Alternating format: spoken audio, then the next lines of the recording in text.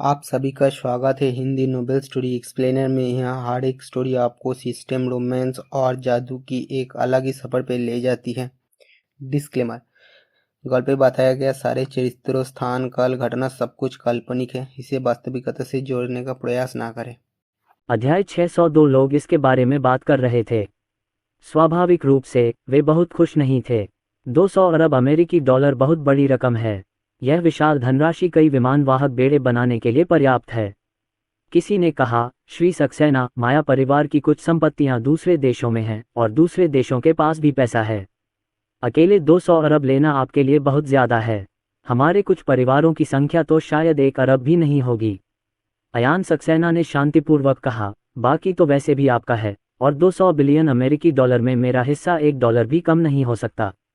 अगर मेरा पैसा सही जगह पर नहीं है तो कोई भी माया परिवार की संपत्ति पर कब्जा नहीं कर सकता। वरना मुझे असभ्य होने का दोष मत दो। तुम्हें जल्दी से यह पैसा इकट्ठा करना चाहिए।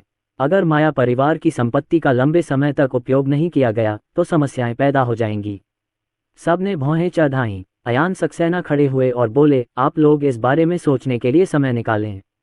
अगर आप माया परिवार की संपत्ति बर्बाद नहीं करना चाहते तो कोई बात नहीं। मुझे इन 200 अरब अमेरिकी डॉलर की ज़रूरत नहीं है। केर्न्स, मुझे कैमल कंट्री ले जाने के लिए एक विमान की व्यवस्था करो। यांत्रिक तेंदुआ सभी समस्याओं से निपटने के बाद चला जाएगा। केर्न्स ने सिर हिलाया। आधे घंटे बाद अयान सक्सेना एक निजी विमान में सवार हुआ और कई लड़ाकू विमानों ने उसे कैमल कंट्री की सीमा तक पहुंचाया। फिर कैमल कंट्री के लड़ाकू विमानों ने कमान संभाली और उड़ान बदली। 1 घंटे से अधिक समय के बाद विमान उतरा। मिस्टर सक्सेना, आपकी यात्रा बहुत जोखिम भरी है। अगर स्क्विड कंट्री में आप मुसीबत में पड़ गए तो क्या होगा? शेख हैदर ने डरते हुए कहा। अयान सक्सेना मंद मुस्कुराया और बोला, यह कोई जोखिम भरा नहीं है। अगर मैं स्क्विड कंट्री में मर गया तो पूरा स्क्विड कंट्री मेरे साथ दफन हो जाएगा। मेरे साथ इतने सारे लोग दफन होंगे तो मुझे कोई नुकसान नहीं होगा। शेख हैदर, मुझे अभी भी लगता है कि यह एक नुकसान है। बेहतर होगा कि आप भविष्य में ऐसा जोखिम न लें। अयान सक्सेना की आंखें चमक उठीं जब उसने कहा, मैं बस सबको ये बताना चाहता हूं कि मुझे मारने की एक कीमत चुकानी होगी।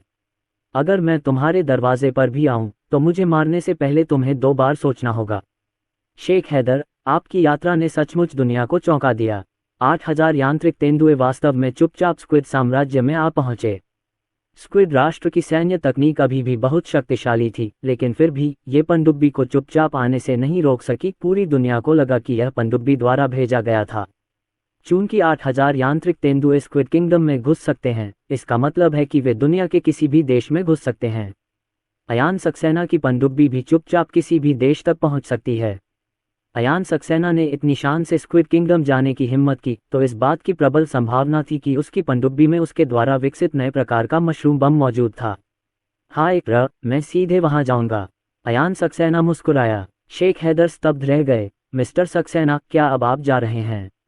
अयान सक्सेना, घर पर मेरे दोनों बच्चों को मेरी बहुत याद आ रही थी और उन्होंने मुझसे वापस जाने का आग्रह किया। जब मेरे पास समय होगा मैं खेलने आऊंगा। अगर आपके पास समय हो तो आप कुछ मौज मस्ती के लिए चीन जा सकते हैं। शेख हैदर ने सिर हिलाया। श्री सक्सेना, मैं करूंगा। अयान सक्सेना का निजी विमान इसी हवाई अड्डे पर था। 10 मिनट बाद अयान सक्सेना अपने निजी विमान में सवार हो गए, जिसने तुरंत उड़ान भर ली। शेख हैदर की आंखों में अफसोस साफ दिखाई दे रहा था। अगर अयान सक्सेना कुछ दिन और रुकते तो शायद कुछ सहयोग मिल पाता। 10 घंटे बीत गए। विमान मैजिक सिटी हवाई अड्डे पर उतरा। रोशनी मेहरा अनिंदिता सक्सेना और लिन डोंगियाओ को स्वागत करने के लिए हवाई अड्डे पर लेकर आईं। पापा, अयान सक्सेना विमान से नीचे उतरे और अनिंदिता सक्सेना तथा अन्य लोग धीमी आवाज में बोले। दोनों छोटे बच्चे खुशी से अयान सक्सेना की ओर दौड़े। अयान सक्सेना नीचे बैठ गया और दोनों को गले लगा लिया। दोनों को चूमने के बाद अयान सक्सेना मुस्कुराया और बोला, शीशी डोंट, क्या तुम्हें अपने पापा की याद आती है? सोचना, पिताजी, मुझे आपकी याद आती है। अनिंदिता सक्सेना और अन्य लोगों ने अयान सक्सेना के चेहरे को कई बार चुमा। अयान सक्सेना खुशी खुशी रोशनी मेहरा के पास आया। उसने अनिंदिता सक्सेना और बाकी लोगों को नीचे उतारा और रोशनी मेहरा को अपनी बाहों में भर लिया। प्रिय, तुम यहाँ क्यों हो? बस घर पर मेरा इंतजार करो, अयान सक्सेना ने कहा। रोशनी मेहरा ने मीठी आवाज में कहा, वे सब आ रहे हैं। और अगर तुम स्क्विड किंगडम चले गए तो स्क्विड किंगडम तुम्हारा कुछ भी बिगाड़ने की हिम्मत नहीं करेगा।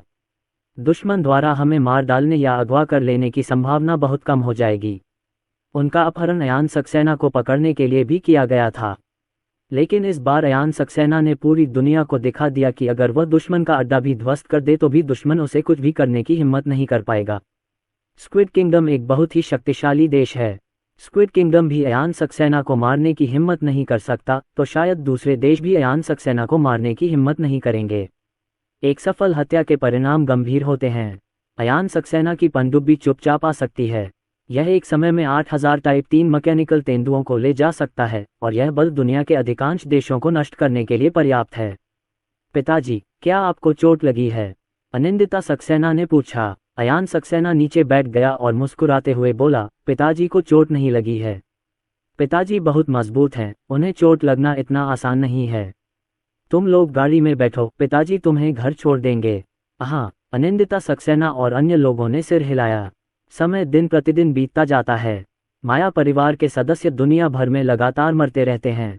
स्क्विड साम्राज्य के जासूस दुनिया भर में कई जगहों पर मौजूद हैं और ये जासूस ऐसे हत्याकांडों को अंजाम देने में पूरी तरह सक्षम हैं। इस घटना ने विश्व की सभी शक्तियों के लिए एक चेतावनी की तरह काम किया। अगर अयान सक्सेना की हत्या हो जाती तो नतीजे बेहद गंभीर होते। न सिर्फ अयान सक्सेना बल्कि आदेश देने वाला भी निशाने पर होता, बल्कि पूरी पुलिस बल बर्बाद हो जाता। डिंग डिंग, 10वें दिन अयान सक्सेना का मोबाइल फोन बजा। ये किर्न्स का फोन था। श्री सक्सेना, हमने माया परिवार के सभी मुख्य सदस्यों को पहले ही मार डाला है। आपको अपनी मानवीय बुद्धि से इसकी पुष्टि करनी चाहिए। कॉल किर्न्स की आवाज़ से कनेक्ट की गई।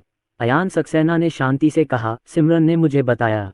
अब जब तक आप मुझे 200 बिलियन अमेरिकी डॉलर हस्तांतरित करते हैं, मैं 8000 यांत्रिक तेंदुओं को छोड़ने की व्यवस्था करूंगा। श्री सक्सेना, कृपया मुझे एक विदेशी खाता प्रदान करें। हम धनराशि एकत्रित कर लेंगे और तुरंत आपको 200 बिलियन अमेरिकी डॉलर हस्तांतरित कर देंगे। किर्न्स रोड, माया परिवार की कुल संपत्ति 1 ट्रिलियन है। अगर वे इस केक का टुकड़ा बांटना चाहते हैं तो उन्हें पहले अयान सक्सेना को ये पैसा देना होगा। यद्यपि वे अनिच्छुक थे, फिर भी वे बाहर निकलने में सफल रहे। मैं आपको तुरंत खाता संख्या भेज दूंगा, अयान सक्सेना ने शांति से कहा। उसने ये कहा और फोन रख दिया। जल्द ही किर्न्स को अयान सक्सेना का टेक्स्ट संदेश प्राप्त हुआ और 5 मिनट के भीतर सिमरन ने कहा, मास्टर, 200 बिलियन जमा हो गए हैं। अयान सक्सेना मुस्कुराया और बोला, सिमरन, मेरे पास अब कितने पैसे हैं? सिमरन ने कहा, भालू देश को 500 मिलियन अमेरिकी डॉलर देने के बाद विदेशी खाते में अभी भी 1600 मिलियन अमेरिकी डॉलर थे। बाद में इसने 200 मिलियन अमेरिकी डॉलर बना लिए और ऊंट देश ने 500 मिलियन अमेरिकी डॉलर और हस्तांतरित कर दिए। 200 बिलियन डॉलर के साथ कुल राशि 430 बिलियन डॉलर है। इसके अलावा घरेलू बैंक कार्डों पर 3 ट्रिलियन रुपये से अधिक राशि जमा है। घरेलू कार्डों पर अधिकांश धन यानहुआंग द्वीप से प्राप्त होता है। यानहुआंग द्वीप पर प्रमुख बलों ने 3 ट्रिलियन रुपये का योगदान दिया। तस्क तस्क, अयान सक्सेना ने चुपके से अपने होंठ चटकाए। ये बहुत छोटा सा बदलाव है। कुल नकदी राशि 900 बिलियन डॉलर तक पहुंच गई। चीन के पास तो इतना अमेरिकी ट्रेजरी बॉन्ड भी नहीं है। वह निश्चित रूप से दुनिया का सबसे अमीर आदमी है। हालांकि दुनिया में अभी भी ऐसे सुपर कॉर्पोरेट्स हैं जो उनसे ज़्यादा अमीर हैं। उन सुपर कॉर्पोरेट्स की दुनिया भर में अपार संपत्ति है। डिंग डिंग, किर्न्स ने फिर फ़ोन किया। श्री सक्सेना, आपको 200 अरब अमेरिकी डॉलर दिए जा चुके हैं। आपको अपना वादा निभाना चाहिए और अपने 8000 यांत्रिक तेंदुओं को जाने देना चाहिए, किर्न्स ने गहरी आवाज़ में कहा। अयान सक्सेना ने शांति से कहा, कोई मालवाहक जहाज ढूंढो, वे उस पर चढ़ जाएंगे। किर्न्स, अगली बार ऐसा मत करना। अगर तुमने ऐसा किया तो अगली बार इतना आसान नहीं होगा। किर्न्स का मुंह फड़क उठा। क्या ये सरल है? माया परिवार पूरी तरह से नष्ट हो गया। उन्होंने अयान सक्सेना को भी पूरे 200 बिलियन अमेरिकी डॉलर दिए। स्क्विड देश, 8000 यांत्रिक तेंदुए बंदरगाह की ओर बढ़े। बहुत से लोग इकट्ठे होकर आपस में बातें कर रहे थे। ये यांत्रिक पैंथर अंततः जा रहे हैं। उन्होंने माया परिवार पर अत्याचार किया और उन्हें खत्म कर दिया। कितनी शर्म की बात है। हम क्या कर सकते हैं? वे बहुत शक्तिशाली हैं। 8000 टाइप 3 यांत्रिक तेंदुए 200,000 से अधिक सैनिकों के बराबर हैं और उनकी आत्मविस्फोट शक्ति मिसाइलों से भी अधिक शक्तिशाली है। हम उनसे लड़ते हैं और अगर वे मरते हैं तो मरते हैं। अगर वे नष्ट हो जाते हैं तो अयान सक्सेना की फैक्ट्री एक दिन में 3000 का उत्पादन कर सकती है। कई लोगों की निगाहों के सामने 8000 यांत्रिक तेंदुए जहाज पर चढ़ गए और विशाल रोल ऑन रोल ऑफ जहाज धीरे धीरे बंदरगाह से निकल गया। पुकारना। किर्न्स ने राहत की सांस ली। उन्होंने बंदरगाह पर यांत्रिक पैंथरों के प्रस्थान का पर्यवेक्षण किया। 8000 शक्तिशाली यांत्रिक तेंदुए वहां से जाने को तैयार नहीं थे, मानो उनमें से प्रत्येक के सिर पर तेज तलवारें लटक रही हों। यार, यांत्रिक तेंदुआ जहाज पर चढ़ गया है और बंदरगाह छोड़कर चला गया है। सिमरन ने अयान सक्सेना की याद दिला दी। अयान सक्सेना ने मिस्र के वाणिज्य मंत्री अहमद को फ़ोन किया। नमस्ते, श्री सक्सेना। अहमद ने फ़ोन उठाया और सम्मानपूर्वक सिर हिलाया। अयान सक्सेना की ताकत अब और मजबूत होती जा रही है। उनके पास यानहुआन क्षेत्र का बड़ा भूभाग, 1 दर्जन से अधिक पनडुब्बियां थीं, तथा उन्होंने विध्वंसक लड़ाकू विमान भी खरीदे थे। यांत्रिक तेंदुआ चुपचाप स्क्विड किंगडम को भी तैनात कर सकता है। अयान सक्सेना मुस्कुराए और बोले, श्रीमान अहमद, मुझे विश्वास है कि आप सभी जानते हैं कि मेरे 8000 यांत्रिक तेंदुए अब स्क्विड किंगडम छोड़ रहे हैं। उन्हें वापस ले जाने के लिए लंबा रास्ता तय करना होगा। क्या मैं इन 8000 यांत्रिक तेंदुओं को कुछ समय के लिए स्वेज नहर में रख दूं? इसके बदले में, यदि कोई मिस्र पर आक्रमण करता है, तो आवश्यकता पड़ने पर इन रोबोट तेंदुओं को आपको किराए पर दिया जा सकता है। अहमद की आंखें चमक उठीं। अयान सक्सेना के 8000 यांत्रिक तेंदुए तीसरे प्रकार के हैं और बहुत शक्तिशाली हैं। अगर ज़रूरत पड़ने पर इन्हें किराए पर लिया जा सके तो ज़्यादा सुरक्षित होगा। जहां तक इस बात की चिंता का सवाल है कि अयान सक्सेना मिस्र को निशाना बना रहे हैं, तो ऐसा करने की कोई ज़रूरत नहीं है। अयान सक्सेना उन्हें गुप्त रूप से स्क्विड किंगडम तक ले जाने में सक्षम था, तो वह उन्हें मिस्र तक क्यों नहीं ले जा सका? स्वेज नहर अब अयान सक्सेना के नियंत्रण में है। मिस्टर सक्सेना, आप इसे कब तक रखेंगे? अगर हम इसे किराए पर लेते हैं, तो हम इसे कितने समय के लिए किराए पर ले सकते हैं? अहमद ने पूछा। अयान सक्सेना मुस्कुराए और बोले, मुझे नहीं पता कि इसे कब तक रखा जाएगा। स्थिति के अनुसार यह आधा दशक या 18 दशक भी हो सकता है। इसे कितने समय के लिए किराए पर दिया जाएगा, यह उस समय आपकी ज़रूरतों पर निर्भर करता है। शायद भविष्य में ये यांत्रिक तेंदुए आपको बेचे जा सकें।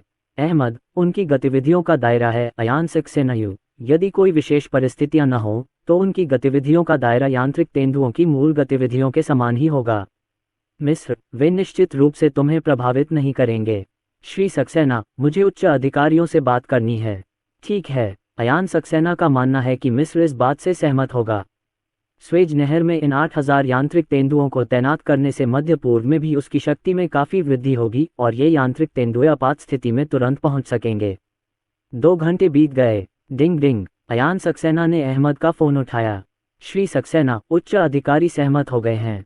आपके रोबोट पैंथर स्वेज नहर में रुक सकते हैं, लेकिन उन्हें आमतौर पर गोदामों में ही रहना पड़ता है। क्या यह आपको ठीक लगता है? अहमद ने कहा। अयान सक्सेना, कोई बात नहीं, आपके साथ काम करना खुशी की बात है। आपके साथ काम करना खुशी की बात रही। जहाज को बिना किसी सामान के स्वेज नहर पार करने में 10 घंटे लग गए। कृपया डॉक करें। कई रोबोट एक साथ चिल्लाए। कप्तान ने तुरंत अपने वरिष्ठ अधिकारियों को निर्देश के लिए बुलाया।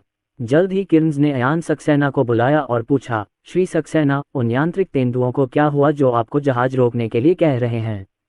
अयान सक्सेना ने शांति से कहा, मिस्टर किर्न्स, यांत्रिक तेंदुए अब आपके स्क्विड साम्राज्य को छोड़ चुके हैं। मैं उनसे आगे क्या करवाना चाहता हूं जिसके लिए आपकी सहमति आवश्यक हो। वे कुछ समय तक स्वेज नहर में रहेंगे। किर्न्स, स्वेज नहर उनसे केवल 2000 मीटर से ज़्यादा दूर है। तीसरे प्रकार के यांत्रिक तेंदुए अपनी ऊर्जा पुनःपूर्ति के लिए सूर्य का उपयोग कर सकते हैं और बिना किसी आवेश के अपने स्क्विड साम्राज्य तक पहुंच सकते हैं। यद्यपि तलवार उनके सिर से दूर चली गई थी, फिर भी वह बहुत करीब थी। मिस्टर सक्सेना, क्या ये कुछ ज़्यादा नहीं है? किर्न्स ने गहरी आवाज़ में कहा। अयान सक्सेना ने शांति से कहा, समस्या क्या है? मैंने इसे अपने उद्योग की सुरक्षा सुनिश्चित करने के लिए वहां रखा है। मुझे आपकी सहमति की आवश्यकता नहीं है। मुझे कुछ और काम है। अलविदा। किर्न्स असहाय दिखे। उन्होंने तुरंत अपने वरिष्ठ अधिकारियों को सूचना दी। उपरोक्त भी उतना ही असहाय है। वे अयान सक्सेना को स्वेज नहर बनाने से नहीं रोक सके। मूल रूप से वे समुद्री टोही को मजबूत करना चाहते थे ताकि यह सुनिश्चित किया जा सके कि भविष्य में ऐसी स्थिति फिर न हो, लेकिन उन्होंने यह उम्मीद नहीं की थी कि स्वेज नहर में 8000 यांत्रिक तेंदुए तैनात किए जाएंगे। वे ज़मीन से अपने स्क्विड साम्राज्य में आ सकते हैं। 2 महीने पलक झपकते ही बीत गए। पूरी दुनिया बहुत शांतिपूर्ण नहीं थी, लेकिन चीन सुरक्षित था और अयान सक्सेना और उनके दोस्तों ने इस अवधि के दौरान अपेक्षाकृत शांतिपूर्ण समय बिताया। जनरल, ध्यान कौशल को मजबूत करें, अयान सक्सेना ने मन में कहा। पिछले 2 महीनों में उन्होंने 3 बार अपने कौशल को मजबूत किया है, 2 बार प्राचीन मार्शल आर्ट ताई ची में और 1 बार ध्यान कौशल में। मेरे मेजबान कमांडर ने तुरंत अयान सक्सेना को कड़ी टक्कर दी। 10 मिनट से अधिक समय के बाद बलात्कार समाप्त हो गया और अयान सक्सेना की मानसिक शक्ति काफ़ी बढ़ गई। यदि एक सामान्य वयस्क की मानसिक शक्ति 1 है तो उसकी वर्तमान मानसिक शक्ति लगभग 5 है। मानसिक शक्ति 6 से 7 मीटर के दायरे में फैली हो सकती है और रेखा की दूरी 1200 मीटर है। यदि कोई स्नाइपर अंदर या बाहर से हमला करता है तो उसे हिलने की जरूरत नहीं होती, उसकी मानसिक शक्ति स्नाइपर को तुरंत मार सकती है। ये बात भले ही उनके लिए ज़्यादा मायने नहीं रखती, लेकिन रोशनी मेहरा और अन्य लोगों के लिए इसका बहुत महत्व है। खतरे को भांपकर वह तुरंत दुश्मन को ढूंढकर उसे खत्म कर सकता है। पापा, जब अयान सक्सेना अध्ययन कक्ष के बाहर पहुंचे तो लिन डोंग्याओ दौड़कर उनके पास आया। अनिंदिता सक्सेना आज स्कूल गईं। अयान सक्सेना ने लिन डोंग्याओ को उठाया। लिन डोंग्याओ अयान सक्सेना के कान के पास झुकी और फुसफुसाई, पिताजी, मैं आपको एक छोटा सा राज बताने जा रही हूँ। मैं फिर से समझदार हो गई हूँ। अयान सक्सेना मुस्कुराया। उन्होंने लिन डोंग्याओ की मानसिक शक्ति की जांच की। 2 महीने पहले लिन डोंग्याओ की मानसिक शक्ति 8 थी और अब लिन डोंग्याओ की मानसिक शक्ति 13 तक पहुंच गई है। ध्यान में उनकी प्रतिभा अब बेहद प्रबल है। डोंग, तुम सचमुच अधिक चतुर हो गए हो, अयान सक्सेना ने मुस्कुराते हुए कहा। लिन डोंग्याओ ने बच्चे जैसी आवाज में कहा, पिताजी, क्या मैं स्कूल जा सकता हूँ? मेरी बहन स्कूल जा सकती है और मैं भी स्कूल जाना चाहता हूँ। अयान सक्सेना ने अपनी छोटी सी नाक खुजाते हुए सिर हिलाया, अभी नहीं।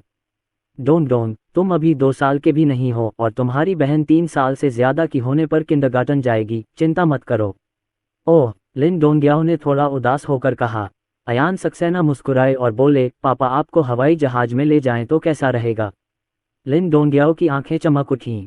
आह, अयान सक्सेना ने अपनी मानसिक शक्ति का इस्तेमाल करके आसपास की हवा को विकृत कर दिया। वह लिन डोंग्याओ को लेकर 2-3 हजार मीटर की ऊंचाई तक उड़ गया। इतनी ऊंचाई पर अगर हवा विकृत न भी हो तो भी कोई उन्हें देख नहीं सकता था। पुकारना। अयान सक्सेना और लिन डोंग्याओ आकाश में उड़ रहे थे। बहुत खूब। लिन डोंग्याओ बहुत उत्साहित था। जल्द ही 5 मिनट बीत गए। अयान सक्सेना के मन में एक एकीकृत आवाज गूंजी, होस्ट, लिन डोंग्याओ को उड़ान भरने के लिए ले जाओ और उड़ान कौशल को जागृत करो। ग्रैंड मास्टर स्तर तक पहुंचने में 50 घंटे लगते हैं और ग्रैंड मास्टर स्तर तक पहुंचने में 10 घंटे लगते हैं। अयान सक्सेना ने संदेह से पूछा, टोंग, मैं उड़ सकता हूँ? इस उड़ान कौशल और मूल वाले में क्या अंतर है? जियान टोंग ने कहा, सूयू, किंगबोंग घास के ऊपर उड़ रहा है। जमीन के करीब उड़ान भरने पर गति तेज होती है और ऊर्जा की खपत कम होती है, लेकिन अधिक ऊंचाई पर उड़ान भरने पर बहुत अधिक ऊर्जा खर्च होती है और उड़ान की गति बहुत धीमी होती है। यह उड़ान कौशल उच्च ऊंचाई और लंबी अवधि की उड़ान के लिए उपयुक्त है। किंगबोंग घास उड़ान हवा को तोड़ने वाली उड़ान है और यह हवा को नियंत्रित करने वाली उड़ान है। समान स्तर की बिजली की खपत किंगबोंग घास उड़ान का केवल आधा है और गति किंगबोंग घास उड़ान की तुलना में 2 गुनी तक पहुंच सकती है। अयान सक्सेना की आंखें चमक उठीं। घास पर उड़ने का उनका कौशल काफी तेज है, लेकिन अधिक ऊंचाई पर उड़ने में ऊर्जा की खपत जमीन पर उड़ने की तुलना में 2 गुनी है। यह ऊर्जा की खपत घास पर उड़ने की तुलना में केवल आधी है, जो कि घास पर अधिक ऊंचाई पर उड़ने की तुलना में केवल 1/4 के बराबर है। गति 2 गुनी हो सकती है। यह इतना अच्छा है। उसकी मानसिक शक्ति अब इतनी प्रबल हो गई है कि वह हवा को विकृत कर सकता है और आसपास के लोगों के लिए उसे पहचान पाना असंभव बना सकता है। भविष्य में उसे निश्चित रूप से ऐसे उड़ान कौशल का उपयोग करने के कई अवसर मिलेंगे। यदि मैं इस उड़ान कौशल में सुधार कर सकूं और अपनी गति को 2 गुना कर सकूं, तो मेरी गति 500 किलोमीटर प्रति घंटे से अधिक हो जाएगी और यानहुआंगलिंग पहुंचने में केवल 3 घंटे लगेंगे। अयान सक्सेना ने मन ही मन कहा। इस तरह उसे दूसरों को डराने की जरूरत नहीं पड़ती। अगर यानहुआंगलिंग को मदद की जरूरत हो तो वह तुरंत जाकर चीजें पहुंचा सकता है। उनका कुल क्षेत्रफल 12,000 घन मीटर है। अगर सभी यांत्रिक तेंदुए लगा दिए जाएं, तो ये 20,000 तेंदुए रखने के लिए पर्याप्त होगा। ये दुख की बात है कि अब कोई सुदृढ़ीकरण बिंदु नहीं है। यदि आप इस उड़ान कौशल को मजबूत नहीं करते हैं, तो आपको तुरंत हवा के साथ उड़ने का एहसास होगा। अयान सक्सेना ने लिन डोंग्याओ के साथ उड़ान भरी। निश्चित रूप से बलपूर्वक वायु विराम उड़ान और वायु नियंत्रित उड़ान के बीच बहुत बड़ा अंतर है। हवाई जहाज हवा के दबाव से उड़ते हैं, लेकिन कई पक्षी अपने पंख फड़फड़ाए बिना भी दूर तक उड़ सकते हैं। माँ, पिताजी मुझे उड़ान पर ले गए। ऊंची और ऊंची उड़ान भरें। लिन डोंग्याओ दौड़कर रोशनी मेहरा के पास गया और बोला। रोशनी मेहरा ने उसके छोटे से सिर को छुआ और कहा, डोंग डोंग, ये हमारा रहस्य है, आप किसी और को नहीं बता सकते। हाँ माँ, मुझे पता है। लिन डोंग्याओ हंसे। अयान सक्सेना मुस्कुराए और बोले, डोंग डोंग की मानसिक शक्ति बहुत मजबूत है। हालांकि वह 2 साल का भी नहीं है, फिर भी वह कई बड़ों से ज्यादा होशियार है। डोंग डोंग, जाओ किताब पढ़ो। लिन डोंग्याओ भाग गई और रोशनी मेहरा ने उसके पेट को छुआ और कहा, पति, मेरा पेट दिखने वाला है और मेरे माता पिता को अभी तक पता नहीं है। क्या मुझे उन्हें बताना चाहिए? रोशनी मेहरा जुड़वा बच्चों की मां बनने वाली है, लेकिन उसके माता पिता, अयान सक्सेना के माता पिता और अनिंदिता सक्सेना और लिन डोंग्याओ को अभी तक इसके बारे में पता नहीं है। अयान सक्सेना मुस्कुराए और बोले, अब समय आ गया है कि इसे कह दिया जाए। वे अब बहुत बड़े हो गए हैं और दोनों छोटे बच्चे स्थिर हालत में हैं। रोशनी मेहरा ने मीठी मुस्कान के साथ कहा, वे शायद बहुत आश्चर्यचकित होंगे। चलो आज रात जब जीक्सी आएगी तब हम इस बारे में बात करेंगे। पहले सिसी और डोंग डोंग को बताओ। अयान सक्सेना ने सिर हिलाया। शाम को अयान सक्सेना पास के एक प्राथमिक विद्यालय में पहुंचे, जो एक निजी स्कूल था और यहाँ केवल अमीर या कुलीन लोग ही पढ़ सकते थे। Master Arjun, grand master Arjun. Ayaan Saxena को देखकर कुछ अभिभावक उनका स्वागत करने आए। वे सभी बहुत विनम्र थे।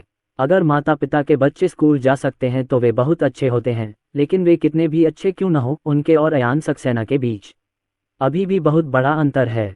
अन्य बातों को एक तरफ रख दे तो अयान सक्सेना की संपत्ति उन्हें कुछ ही सेकंड में मार देगी। वो एक छोटा लड़का रोता हुआ बाहर भागा। पिताजी, सिसी ने मुझे मारा। वह दौड़कर अपने पिता के पास गया और शिकायत की। अयान सक्सेना स्तब्ध रह गए। क्या शीशी ने किसी को मारा? शिकायत करने वाले छोटे लड़के के पिता ने अयान सक्सेना की ओर देखा और बिना कुछ कहे झुककर अपने बेटे के नितंब पर 2 थप्पड़ जड़ दिए। बहुत खूब। छोटा लड़का और भी जोर से रोया। पिताजी, अनिंदिता सक्सेना ने मुझे मारा, आप भी मुझे क्यों मार रहे हैं? उसके पिता ने कहा, मैं तुम्हें मार रहा हूँ। जीक्सी बहुत अच्छी व्यवहार वाली है। अगर तुम उसे उकसाओगे नहीं तो क्या वह तुम्हें मारेगी? और वैसे भी जीक्सी 5 साल की भी नहीं है। तुम कितने साल के हो? मेरा बच्चा थोड़ा शरारती है। वह ये जानता है। बेहतर होगा कि वह अनिंदिता सक्सेना को उकसाने के बाद सबक सीख ले। श्री झांग, जल्दी मत करो, पहले पूछो कि स्थिति क्या है। अयान सक्सेना ने कहा। श्री झांग ने माफी मांगी, जरूर मेरे बेटे ने ही जीक्सी को उकसाया। जब मैं उसे बाद में वापस लाऊंगा तो उसकी अच्छी पिटाई करूंगा। जल्द ही अनिंदिता सक्सेना और अन्य लोग बाहर आ गए। शीशी के पिता, लियांग लियांग के पिता, शीशी और लियांग लियांग के बीच आज झगड़ा हुआ। ऑफिस आओ और मैं तुम्हें बताऊंगा कि क्या हुआ, स्कूल के प्रधानाध्यापक ने कहा। लियांग लियांग के पिता ने कहा, गुरुजी, कुछ कहने की जरूरत नहीं है। मैं जानता हूं कि लियांग लियांग निश्चित रूप से गलत है। मैं वापस जाकर उसे सबक सिखाऊंगा। लियांग लियांग पूरी तरह से स्तब्ध रह गया। मेरे पिता अन्य लोगों के बच्चों की इस तरह रक्षा क्यों करते हैं? सीसी, क्या हो रहा है? आप दूसरों को धमकाने की पहल नहीं कर सकते। अयान सक्सेना ने बैठकर अनिंदिता सक्सेना से पूछा। अनिंदिता सक्सेना, लियांग लियांग ने किसी और के खिलौने चुरा लिए। मैंने उसे बताया कि यह गलत है तो उसने मुझे मारा और मैंने भी उसे मारा। वह रोने लगा। लियांग लियांग के पिता ने माफी मांगी। शीक्सी, ये लियांग लियांग की गलती है। चाचा वापस आने पर उसे सबक सिखाएंगे। लियांग लियांग, शीक्सी से जल्दी से माफी मांगो, वरना तुम्हारी पिटाई हो जाएगी। अयान सक्सेना ने कहा। श्री झांग, बच्चों को अपनी समस्याएं स्वयं सुलझाने दें। उन्हें एक दूसरे के साथ मिलकर रहना सीखना होगा। श्री झांग ने सिर हिलाया। लियांग लियांग, क्या तुम माफी मांगोगे? अगर आप माफी नहीं मांगेंगे तो हम फिर लड़ेंगे। अनिंदिता सक्सेना ने अपने हाथ कमर पर रखे और उग्र स्वर में कहा। लियांग लियांग जल्दी से अपने पिता के पीछे छिप गया। अनिंदिता सक्सेना का मुक्का उसे लगा तो उसे बहुत दर्द हुआ। मैंने अपने पिता को तुम्हारे पिता को पीटने दिया। मेरे पिता सांडा का अभ्यास करते हैं। वह बहुत अच्छे हैं। लियांग लियांग ने गुस्से में कहा। श्री झांग, अयान सक्सेना को मारा। गोन उसे कोई कदम उठाने से पहले ही पकड़ लेगा। तुम्हें खुजली हो रही है, छोटे बच्चे। क्या मैंने तुम्हें मार्शल आर्ट सीखने दिया ताकि तुम दूसरों को धमका सको? मास्टर अर्जुन, पहले वापस चलते हैं। वह कल जीक्सी से माफी मांगेगा। श्री झांग ने अपने बेटे को उठाया और कहा। जब वह वापस आएगा तो संभवतः उसके लिए तले हुए बांस के अंकुर और मांस का भोजन तैयार होगा। अच्छा। अयान सक्सेना ने सिर हिलाया। उन्होंने अनिंदिता सक्सेना को भी कार में बैठाया और घर चले गए। शीशी, दूसरों को सीखने में मदद करना तुम्हारे लिए ठीक है, लेकिन अब तुम्हारी ताकत और भी मजबूत होती जा रही है। भविष्य में जब तुम लड़ोगी तो तुम्हें ध्यान रखना होगा कि तुम बहुत ज्यादा ताकत का इस्तेमाल न करो। अयान सक्सेना ने अनिंदिता सक्सेना को निर्देश दिए। हाँ पिताजी, मैंने अपनी पूरी ताकत का इस्तेमाल नहीं किया। अनिंदिता सक्सेना ने कहा, पिताजी जब हम झगड़ रहे थे तो मुझे थोड़ा अजीब लग रहा था, जैसे मेरे शरीर के अंदर छोटे छोटे कीड़े रेंग रहे हों। अयान सक्सेना ने तुरंत अनिंदिता सक्सेना की जांच की। जल्द ही उसकी आंखें चमक उठीं और उसने कहा, शीशी, यह कोई कीड़ा नहीं है, ये तुम हो जिसके पास आंतरिक शक्ति है। उन्होंने रोशनी मेहरा और अन्य को आंतरिक ऊर्जा दी, लेकिन अनिंदिता सक्सेना, लिन डोंग्याओ और अयान सक्सेना को कोई आंतरिक ऊर्जा नहीं दी। वह चाहते थे कि अनिंदिता सक्सेना और अन्य लोग अपनी आंतरिक ऊर्जा उत्पन्न करें। इस तरह वे लंबे हो जाएंगे। अयान सक्सेना ने अनुमान लगाया था कि अनिंदिता सक्सेना में अगले साल तक आंतरिक शक्ति नहीं आएगी, लेकिन उन्होंने यह उम्मीद नहीं की थी कि वह लड़ाई के दौरान समय से पहले ही अपनी आंतरिक शक्ति को सक्रिय कर लेगी। यद्यपि अनिंदिता सक्सेना की आंतरिक शक्ति अभी भी बहुत कमजोर है, लेकिन चूंकि यह पहले ही प्रकट हो चुकी है, ये भविष्य में धीरे धीरे एकत्रित होगी और बढ़ेगी। पिताजी, क्या सचमुच मुझ में आंतरिक शक्ति है? अनिंदिता सक्सेना ने खुश होकर कहा। अयान सक्सेना मुस्कुराए और बोले, बिल्कुल ये सच है। पिताजी वापस जाकर तुम्हें सिखाएंगे कि अपनी आंतरिक शक्ति पर कैसे नियंत्रण रखें। जल्द ही अयान सक्सेना और उसके दोस्त घर लौट आए। माँ, मुझे आपको एक राज बताना है, अनिंदिता सक्सेना ने खुश होकर कहा। रोशनी मेहरा नीचे बैठी और अनिंदिता सक्सेना को गले लगाते हुए बोली, सच में? मम्मी को भी तुम्हें और डोंग डोंग को एक राज बताना है। माँ, मुझ में आंतरिक शक्ति है, अनिंदिता सक्सेना ने कहा। रोशनी मेहरा की आंखों में आश्चर्य झलक रहा था। शीशी, मम्मी 2 बच्चों की माँ बनने वाली हैं। रोशनी मेहरा मुस्कुराए। अनिंदिता सक्सेना और लिन डोंग्याओ बहुत खुश थे। माँ, ये भाई है या बहन? अनिंदिता सक्सेना ने उत्साहित होकर पूछा। लिन डोंग्याओ ने अपना सिर उठाया और रोशनी मेहरा की ओर उम्मीद भरी नजरों से देखा। माँ, क्या मैं बड़ा भाई बनने वाला हूँ? रोशनी मेहरा मुस्कुराए और बोली, क्या आप एक छोटा भाई और एक छोटी बहन पाकर खुश हैं? हाँ, अनिंदिता सक्सेना और लिन डोंग्याओ ने बार बार सिर हिलाया। अयान सक्सेना मुस्कुराए और चेन मेई के वीडियो पर कॉल किया। माँ, मैं आपको कुछ बताना चाहता हूँ। मेंग याओ 3 महीने से ज्यादा समय से गर्भवती है। वह जुड़वां बच्चों की माँ बनने वाली है, एक लड़का और एक लड़की। चेन मेई बहुत आश्चर्यचकित थी। 3 महीने से अधिक हो गए। तुमने हमें पहले क्यों नहीं बताया, छोटे बदमाश? मेंग याओ कहाँ है? मेंग याओ कैसी है? क्या वह ठीक है? अयान सक्सेना ने कहा, हालांकि मेरी चिकित्सा कुशलता अच्छी है, फिर भी गर्भावस्था की छोटी अवधि में दुर्घटनाएं होने की संभावना बनी रहती है। मैं इसे अभी आपसे गुप्त रखूंगा। अब कोई दुर्घटना नहीं होगी। मेंग याओ का स्वास्थ्य अच्छा है। वह एक ही मुक्के से गाय को मार सकती है। अयान सक्सेना ने यह कहा और फोन रोशनी मेहरा की ओर घुमा दिया। माँ, रोशनी मेहरा ने मुस्कुराते हुए कहा। दादी, अनिंदिता सक्सेना और लिन डोंग्याओ ने भी जल्दी से कहा। चेन मेई ने मुस्कुराते हुए कहा, शीशी, डोंग डोंग, दादाजी और दादी जल्द ही आपसे मिलने शंघाई आएंगे। मेंग याओ, आप गर्भवती हैं, इसलिए आराम से रहें और जोरदार व्यायाम न करें। रोशनी मेहरा ने सिर हिलाया। माँ, बूढ़े आदमी की बात मत सुनो, मैं ध्यान देता हूँ। चेन मेई ने जल्दी से लिन हाई को बुलाया। ये जानकर कि रोशनी मेहरा फिर से गर्भवती है और जुड़वां बच्चों के साथ वे बहुत खुश हुए। लिन परिवार बढ़ रहा था। मूलतः अयान सक्सेना लिन परिवार में एकमात्र संतान थे। बेटा, हम मैजिक सिटी आ रहे हैं, क्या ये सुरक्षित है? लिन हाई ने पूछा। अयान सक्सेना मुस्कुराए और बोले, इसमें कोई समस्या नहीं होनी चाहिए, लेकिन फिर भी आपको यहाँ आते समय सावधान रहना होगा। अयान सक्सेना को जीवन विस्तार करने वाली जीन दवा पहले ही वापस भेज दी गई थी। लिन हाई और उसके दोस्तों ने इसे ले लिया है। पिछले 2 महीनों में वे काफ़ी मजबूत हो गए हैं। तो फिर हम कल आएंगे। लिन हेदाओ, आज खाने का समय हो गया है, काफ़ी देर हो चुकी है। अगले दिन दोपहर को लिन हाई और उसके दोस्त आ गए। राजीव कुमार और सविता मेहरा भी अयान सक्सेना और उसके दोस्तों के पास आए। उन्हें रोशनी मेहरा की गर्भावस्था के बारे में भी पता चला। सास, अयान सक्सेना और मेंग याओ ने इसे इतनी अच्छी तरह से गुप्त रखा कि हमें पता भी नहीं चला कि मेंग याओ फिर से गर्भवती थी, सविता मेहरा ने खुश होकर कहा। चेन मेई ने सिर हिलाया, उन्होंने इसका जिक्र ही नहीं किया। अगर हमें पता होता कि मेंग याओ गर्भवती हैं तो हम बहुत पहले ही यहाँ आ गए होते। वे बेकार की बातें कर रहे थे। अयान सक्सेना, लिन हाई और राजीव कुमार अध्ययन में शामिल हुए। लिन हाई ने पूछा, बेटा, जीक्सी गणित और चित्रकला में बेहद प्रतिभाशाली है और मार्शल आर्ट और पियानो में भी। किस क्षेत्र में आपकी प्रतिभा अधिक है? राजीव कुमार ने भी अयान सक्सेना को उत्सुकता से देखा। अयान सक्सेना ने कहा, डोंग डोंग में मार्शल आर्ट और ध्यान में बहुत उच्च प्रतिभा है और उनकी सुलेख प्रतिभा भी बहुत अच्छी है, लेकिन उनकी अन्य प्रतिभाएं औसत हैं। राजीव कुमार, क्या डोंग डोंग की प्रतिभा जीक्सी से कमजोर है? अयान सक्सेना ने अपना सिर हिलाया। आप ऐसा नहीं कह सकते। वह मार्शल आर्ट में माहिर हैं। प्राचीन मार्शल आर्ट ताई ची में उनकी प्रतिभा सिसी से कहीं ज्यादा है और ध्यान में भी उनकी प्रतिभा सिसी से कहीं ज्यादा है। भविष्य में उसकी लड़ने की क्षमता जीक्सी से भी ज्यादा मजबूत होगी।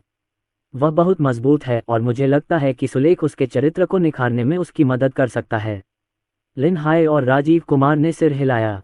राजीव कुमार ने कहा, कुछ ऑनलाइन खबरों को देखकर लगता है कि पूर्वी सकुरा साम्राज्य में हाल ही में कुछ गड़बड़ है। ऐसा लगता है कि वे युद्ध की तैयारी नहीं कर रहे हैं। क्या वह सच है? अयान सक्सेना ने थोड़ा सिर हिलाया। ये सच है। अगर वे युद्ध की तैयारी करना चाहते हैं तो उन्हें युद्ध की तैयारी करने दो। अगर वे आगे नहीं बढ़ते हैं तो मैं वास्तव में उनके साथ खून का कर्ज नहीं चुकाना चाहता। लिन हाय, बेटा, क्या हम लड़ने जा रहे हैं? अयान सक्सेना ने कहा, मुझे लगता है कि यह जल्द ही होना चाहिए। अगर ये तेज रहा तो 3 महीने लगेंगे, अगर यह धीमा रहा तो आधे महीने से थोड़ा ज्यादा समय लगेगा। मुझे समझ नहीं आ रहा कि वे किसे लक्ष्य बनाना चाहते हैं। ऑस्ट्रेलिया, जैसे जैसे पूर्वी सकुरा युद्ध की तैयारी करेगा, पूर्वी एशिया अराजकता में होगा। चीन और पूर्वी सकुरा के बीच एक पूर्ण युद्ध छिड़ने वाला है और चीन को अस्तित्व के लिए एक भयानक संकट का सामना करना पड़ सकता है। इस युद्ध से चीन में करोड़ों लोग हताहत हो सकते हैं। चीन का आर्थिक विकास संभवतः बाधित होगा। कई ऑस्ट्रेलियाई मीडिया आउटलेट्स ने भी ऐसी ही खबरें दी हैं। अन्य पश्चिमी देशों के कई मीडिया आउटलेट भी यही खबर दे रहे हैं। वे संकट को बढ़ा चढ़ाकर बताते हैं। इससे कुछ चीनी निवेशक डर सकते हैं। चीन को ऐसी टिप्पणियों पर कोई आपत्ति नहीं है। आखिरकार, पूर्वी सकुरा की स्थिति को देखते हुए वे सचमुच युद्ध की तैयारी कर रहे हैं। पूर्वी जापान और चीन के बीच ऐतिहासिक रूप से नफरत रही है। अगर पूर्वी जापान युद्ध छेड़ता है तो सबसे ज्यादा संभावना है कि उसका निशाना चीन होगा। पूर्वी सकुरा जल्द ही चीन के साथ युद्ध करेगा। यदि वे युद्ध शुरू करते हैं तो हम विजेता होंगे। पूर्वी सकुरा अभी भी आगे बढ़ने की हिम्मत रखता है। बहुत संभव है कि उन्होंने आनुवंशिक तकनीक में एक बड़ी सफलता हासिल कर ली हो। हालांकि चीन के पास एक रोबोट तेंदुआ है, लेकिन वह पूर्वी सकुरा को आसानी से हरा नहीं पाएगा। कई ऑस्ट्रेलियाई नेटिजन्स उत्साहित हैं। कई लोगों ने इस विषय पर चर्चा की। सभी लोग, क्या ये संभव है कि पूर्वी सकुरा देश आप पर हमला करेगा? ऑस्ट्रेलिया। विदेशी इंटरनेट पर चीनी लोग ऐसा कह रहे हैं। बकवास। पूर्वी सकुरा संयुक्त राज्य अमेरिका का कुत्ता है और हम संयुक्त राज्य अमेरिका के सहयोगी हैं। पूर्वी सकुरा की हम पर हमला करने की हिम्मत कैसे हुई? पूर्वी सकुरा का शुरू से ही चीन के साथ झगड़ा रहा है और उन्होंने हम पर भी हमला किया और संयुक्त राज्य अमेरिका को नाराज किया। क्या वे दुनिया में जीवित नहीं रहना चाहते? बेवकूफ़ी भरी चीनी भाषा, बेवकूफ़ी भरी बातें। इंटरनेट पूरे जोरों पर है। तोसाकुरा देश में वे आनुवंशिक रूप से संशोधित जीवों की खेती पर ध्यान केंद्रित कर रहे हैं। एक बड़ा आदमी गुप्त रूप से एक द्वीप पर स्थित अड्डे पर पहुंचा। ये द्वीप बेस प्रजनन बेसों में से एक है। प्रोफेसर इतो, अब क्या हो रहा है? बड़े बॉस अकिता जीरो ने आकर पूछा। प्रोफेसर इतो ने मुस्कुराते हुए कहा, बुरा नहीं है। ये शार्क पहले से ही लगभग 1 मीटर लंबी हैं और बहुत तेजी से बढ़ रही हैं। लगभग आधे साल में वे शायद 7 या 8 मीटर तक बढ़ जाएंगी। अकिता जीरो ने गंभीरता से कहा, हम शायद आधे दिन भी इंतजार नहीं कर पाएंगे। 3 महीनों में वे कितने बड़े हो सकते हैं और कितने बम ले जा सकते हैं? 3 महीने, वे 6 या 7 मीटर तक लंबे हो सकते हैं और अपने शरीर में आसानी से 200 किलोग्राम बम ले जा सकते हैं। प्रोफेसर इतो ने कहा। अकिता जीरो ने थोड़ा भौहें चढ़ाईं। केवल 200 किलोग्राम? ये केवल एक हल्के टारपीडो के बराबर है। मध्यम आकार के टारपीडो का भार 400 किलोग्राम होता है और कुछ बड़े आकार के टारपीडो का भार 1 टन से अधिक होता है, जो बहुत भयानक है। प्रोफेसर इतो ने कहा, यह थोड़ा ज्यादा हो सकता है, लेकिन अगर ये 200 किलोग्राम से ज्यादा हो तो इससे उनकी गति प्रभावित होगी। अगर यह आधा किलोग्राम ज्यादा हो तो ये 300 किलोग्राम तक पहुंच सकता है। जीरो अकिता पानी में एक शार्क को देख रहा है। सामान्य शार्क की तुलना में उनके क्या फायदे और नुकसान हैं? क्या प्रभावी नियंत्रण सुनिश्चित किया जा सकता है? प्रोफेसर इटो, वे सामान्य शार्क की तुलना में अधिक तेज, बुद्धिमान और शक्तिशाली होते हैं, लेकिन उनकी कमी यह है कि उनका जीवनकाल छोटा होता है। हम आनुवंशिक दवा का उपयोग करके उन्हें नियंत्रित करते हैं। अच्छे उदाहरण का अनुसरण करें। अकिता जीरो, क्या वे इंफ्रासाउंड द्वारा दूर भगाए जाएंगे? प्रोफेसर इतो ने अपना सिर हिलाया। नहीं, हमने कुछ जीनों को एकीकृत किया है। उन्हें भगाने के आधुनिक साधन कारगर नहीं हैं। टॉर्पीडो के लिए भी उन्हें मारना मुश्किल है क्योंकि वे बेहद लचीले होते हैं। प्रभु अकिता, हमें और अधिक समय चाहिए ताकि वे सच्चे युद्धपोत हत्यारे बन सकें। जीरो अकिता, इतना अधिक समय नहीं लगता। वे जितने बड़े होते हैं उन्हें उतना ही अधिक भोजन की आवश्यकता होती है और संक्रमण का खतरा भी उतना ही अधिक होता है। हमारे पास शायद केवल 3 महीने ही बचे हैं। प्रोफेसर इतो ने आह भरी। ये सच है। शरीर के आकार को बढ़ाने के लिए आवश्यक भोजन की मात्रा बहुत तेजी से बढ़ जाती है, इसलिए यदि आप 3 महीने से अधिक समय तक इसका सेवन नहीं करते हैं तो भी आपको इसके संपर्क में आने का खतरा बना रहेगा। भगवान अकिता, मैं समझ गया। Professor Ito. Akita Jiro Zheng Zhongyu. Professor Ito, इन उत्परिवर्ती शौकों को नियंत्रित करने में कोई समस्या नहीं होनी चाहिए, अन्यथा वे हमारे लिए आपदा ला सकते हैं। भगवान अकिता, हमारे नियंत्रण में कोई समस्या नहीं होगी। अच्छी बात है। अकिता जीरो चुपचाप चला गया। मैजिक सिटी में ओल्ड जियांग अयान सक्सेना के घर आया। श्री जियांग, आपके यहाँ आने पर क्या अच्छी खबर है? अयान सक्सेना ने मुस्कुराते हुए पूछा। श्री जियांग, अर्जुन सक्सेना, चलो अध्ययन कक्ष में चलते हैं और बात करते हैं। वे दोनों अध्ययन स्थल पर पहुंचे और श्री जियांग ने गंभीरता से कहा, अर्जुन सक्सेना, हमने पूर्वी सकुरा देश में दूसरा आनुवंशिक जीव खोज लिया है। शार्क। अयान सक्सेनायु। श्री जियांग दंग रह गए। क्या आप ये जानते हैं? अयान सक्सेना ने मुस्कुराते हुए कहा, सिमरन ने पाया कि कुछ समुद्री क्षेत्रों में मछुआरों की मछली पकड़ने की क्षमता कम हो गई है और शार्क देखने की संभावना बढ़ गई है। श्री जियांग, हमने जो दूसरा आनुवंशिक जीव खोजा है वह वास्तव में एक शार्क है। वे पहले से ही काफी बड़े हैं और पारंपरिक तरीके उन्हें भगाने में असमर्थ हैं। वे हमारे युद्धपोतों और पनडुब्बियों के लिए गंभीर खतरा पैदा कर सकते हैं। अयान सक्सेनायु, वे अपने पेट में बम छिपा सकते हैं। अगर वे हमारे करीब आ गए तो वे वास्तव में हमारे युद्धपोतों और पनडुब्बियों के लिए बहुत बड़ा खतरा हैं। श्री जियांग गंभीर देख रहे थे। हमने यही निर्णय लिया। उन्होंने आत्मघाती हमलों की परंपरा को अपने हाथ में ले लिया है, लेकिन अब ये हमले उत्परिवर्ती शौकों द्वारा किए जा रहे हैं। ज़ियाओलिन, क्या तुम्हारे पास कोई विचार है? अयान सक्सेनायु, वे बिखरे हुए स्थानों पर प्रजनन कर रहे होंगे। अगर हम उनके 1 या 2 प्रजनन केंद्रों को नष्ट भी कर दें तो भी शेष प्रजनन केंद्रों में आनुवंशिक जीवों का प्रजनन होता रहेगा। समय से पहले विनाश काम नहीं करेगा। जियांग लाओ ने भौहें चढ़ाईं। ये सचमुच संभव नहीं है। वे प्रजनन केंद्र विदेश भी ले जा सकते हैं। भगवान ही जाने दुनिया भर में उनके कितने प्रजनन केंद्र हैं। अयान सक्सेना हल्के से मुस्कुराए। श्री जियांग, यदि आप उसके पागलपन से छुटकारा पाना चाहते हैं तो आपको पहले उसके पागलपन से छुटकारा पाना होगा। एल्डर जियांग ने अयान सक्सेना की ओर देखा और कहा, अर्जुन सक्सेना, क्या तुम्हें कुछ पता है? अयान सक्सेना ने अपने हाथ में 2 छोटी बोतलें पकड़ी। मिस्टर जियांग, यह एक जीन निकालने वाली दवा है। इसकी कुछ बूंदें समुद्र में डाल दो और कुछ मील के दायरे में कोई भी उत्परिवर्ती आनुवंशिक जीव नहीं बचेगा। जियांग लाओ ने बोतल ली और आश्चर्य से पूछा, यह इतना प्रभावी क्यों है? इस निष्कासन का सिद्धांत क्या है? अयान सक्सेना, आनुवंशिक जीवों के जीन अस्थिर होते हैं। इसका सिद्धांत आनुवंशिक जीवों के शरीर को नष्ट होने के लिए प्रेरित कर सकता है। वे सहज रूप से इस चीज को छोड़ देंगे। यदि आप कम डालेंगे तो प्रभाव कम होगा, लेकिन यदि आप अधिक डालेंगे तो प्रभाव बड़ा होगा। श्री जियांग ने पूछा, क्या आपके पास इसका स्टॉक बहुत है? अयान सक्सेना ने सिर हिलाया। मैंने जी लिंग वालों से काफी मात्रा में बनाने को कहा है। ये निश्चित रूप से अल्पावधि के लिए पर्याप्त होंगे और हम दीर्घावधि के लिए और ज्यादा बनाएंगे। श्री जियांग, आपको अभी भी जितना संभव हो उतना भंडारण करना होगा। यदि आवश्यकता पड़ने पर आपके पास पर्याप्त मात्रा में सामान न हो तो ये शर्मनाक होगा। ये बोतल है। अयान सक्सेना मुस्कुराया। ये बोतल एक लुआ ड्रग है। यह आनुवंशिक जीवों को लुभा सकती है। अगर म्यूटेंट हमारी तरफ आ भी गए हैं तो हम इसका इस्तेमाल उन्हें पूर्वी सकुरा देश में वापस लाने के लिए कर सकते हैं।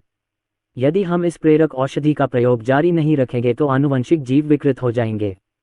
श्री जियांग को ऐसा लगा जैसे उन्हें कोई खजाना मिल गया हो। आनुवंशिक औषधियां 2 प्रकार की होती हैं, एक का उपयोग रक्षा के लिए किया जा सकता है तथा दूसरी का उपयोग आनुवंशिक प्राणियों को दुश्मन पर हमला करने के लिए लुभाने के लिए किया जा सकता है। यह एकदम सही है। अर्जुन सक्सेना, क्या तुम्हें यकीन है कि वे कारगर होंगे? उन्हें आकर काम न करने मत दो, ये शर्मनाक होगा। श्री जियांग ने पूछा। अयान सक्सेना मुस्कुराए और बोले, श्री जियांग, चिंता मत कीजिए। जब तक ये जीन सम्लन जीव है ये दोनों दवाएं प्रभावी हैं। इन्हें विशेष रूप से जीन सम्मिलन जीवों के लिए डिज़ाइन किया गया है। मुझे नहीं लगता कि पूर्वी सकुरा इससे अधिक शक्तिशाली कुछ भी कर सकती है। श्री जियांग ने सिर हिलाया। अगर तुम्हें भरोसा है तो कोई समस्या नहीं होगी। ज़ियाओलिन, 2 महीने में हम एक नए प्रकार के मशरूम बम का परीक्षण करने की योजना बना रहे हैं जिसकी गोली की क्षमता ज़्यादा होगी। तुम क्या सोचते हो? अयान सक्सेना मुस्कुराए और बोले, बहुत अच्छा। यद्यपि हम पूरी तरह तैयार हैं, फिर भी युद्ध छिड़ना हमारे लिए कभी भी अच्छी बात नहीं है। श्री जियांग ने सिर हिलाकर कहा, हाँ, अगर युद्ध छिड़ जाता है तो भले ही हम जीत जाएं, बढ़े हुए जोखिम के कारण कई फंड देश छोड़ने का विकल्प चुनेंगे। इसके अलावा संयुक्त राज्य अमेरिका और अन्य देश इस अवसर का उपयोग परेशानी पैदा करने के लिए कर सकते हैं। क्या मैंने ऑनलाइन कुछ टिप्पणियां पढ़ी हैं? कई ऑस्ट्रेलियाई मीडिया इसे बड़ा चढ़ाकर पेश कर रहे हैं। उन्हें लगता है कि चीन और पूर्वी सकुरा के बीच खूनी लड़ाई होगी। अयान सक्सेना ने मुस्कुराते हुए कहा, वे डरे हुए हैं। वे इसे इसलिए बड़ा चढ़ाकर पेश कर रहे हैं क्योंकि उन्हें युद्ध का डर है। वे अमेरिका के साथ अपने गठबंधन पर जोर देना चाहते हैं। वे चाहते हैं कि विश्व जनमत उनका समर्थन करे। एल्डर जियांग ने सिर हिलाया।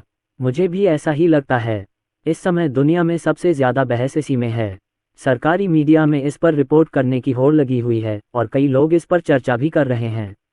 अयान सक्सेना, वे जितना जोर लगाते हैं उतना ही ज़्यादा उनकी परवाह होती है। कम लोगों और ज़्यादा ज़मीन और खनिजों के साथ, अगर पूर्वी सकुरा देश ने हमें अपना दुश्मन न चुनकर उन्हें चुना होता, अब तक ऑस्ट्रेलिया उनका हो चुका होता। जियांग लाओदाओ ने कहा, अर्जुन सक्सेना, हमें पूर्वी सकुरा देश को अचानक हमला करने से रोकने के लिए कुछ जीन विघटनकारी दवाओं की आवश्यकता है। अयान सक्सेना ने सिर हिलाया। श्री जियांग, मैं बाद में आपकी कार पर सिम्युलेटर स्थापित कर दूंगा। एल्डर जियांग ने एक पल सोचा और कहा, हमें इस बारे में सावधान रहना होगा।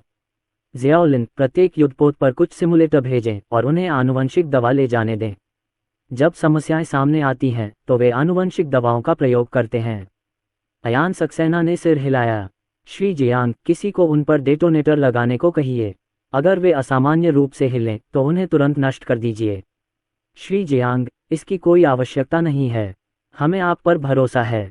अयान सक्सेना ने सिर हिलाया। चलो इसे लगा देते हैं। अगर हम इस तरह की चीज़ नहीं लगाएंगे तो हमेशा शक करने वाले लोग रहेंगे। मैं उन्हें खिलवाड़ नहीं करने दूंगा। इस तरह का शक पालने की कोई ज़रूरत नहीं है। ठीक है, श्री जियांग ने सिर हिलाया। अयान सक्सेना की सहमति से इसे लगाना आसान है। बस कुंजी नियंत्रण उपकरण पर एक छोटा सा बम लगा दें। समय दिन प्रतिदिन बीतता जाता है। चीन के प्रत्येक युद्धपोत पर कई सिमुलेटर हैं। सबसे कम 3 है, सबसे अधिक 5 है। वे सभी जीन विघटनकारी दवाएं रखते थे तथा कुछ के पास जीन उत्प्रेरण दवाएं भी थीं ताकि किसी भी समस्या से तुरंत निपटा जा सके।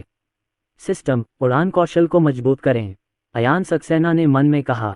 उन्होंने 200 संवर्धन अंक अर्जित किए हैं। 50 अंक ग्रैंड मास्टर स्तर तक पहुंच सकते हैं, 100 अंक ग्रैंड मास्टर स्तर तक पहुंच सकते हैं और 200 अंक उड़ान कौशल सीधे पौराणिक स्तर तक पहुंच सकते हैं। अच्छा मेजबान, इस प्रणाली ने शीघ्र ही उड़ान कौशल को बढ़ाना शुरू कर दिया। अयान सक्सेना को लगा कि हवा पर उनका नियंत्रण तेजी से बेहतर हो रहा है। लगभग 10 मिनट के बाद सुदृढ़ीकरण पूरा हो गया। अयान सक्सेना की आंखों में खुशी झलक रही थी। उड़ान कौशल उनकी अपेक्षा से कहीं बेहतर थे। कुछ पक्षी हवा के साथ उड़ सकते हैं, लेकिन उनका हवा पर नियंत्रण उस स्तर का नहीं है जितना अब वह कर सकता है। उसका तो बहुत अच्छा है। पुकारना, अयान सक्सेना ने आसमान में ऊंची उड़ान भरी। वह तेजी से हवा में उड़ गया। उनकी गति उनकी पिछली उच्च ऊंचाई वाली उड़ान की तुलना में दोगुनी हो गई। खपत केवल 4 में से 1 है। 10 दिन पलक झपकते ही बीत गए। अयान सक्सेना ने अपनी उड़ान कौशल को पौराणिक स्तर तक उन्नत किया। उनकी उड़ान की गति 70 किलोमीटर प्रति घंटा तक पहुंच गई, लेकिन अगर वह इसी गति से उड़ते रहे तो ईंधन की खपत कम नहीं होगी। यदि यह अभी भी 500 किलोमीटर प्रति घंटे की मूल अधिकतम गति से चलती है तो खपत बहुत कम होगी।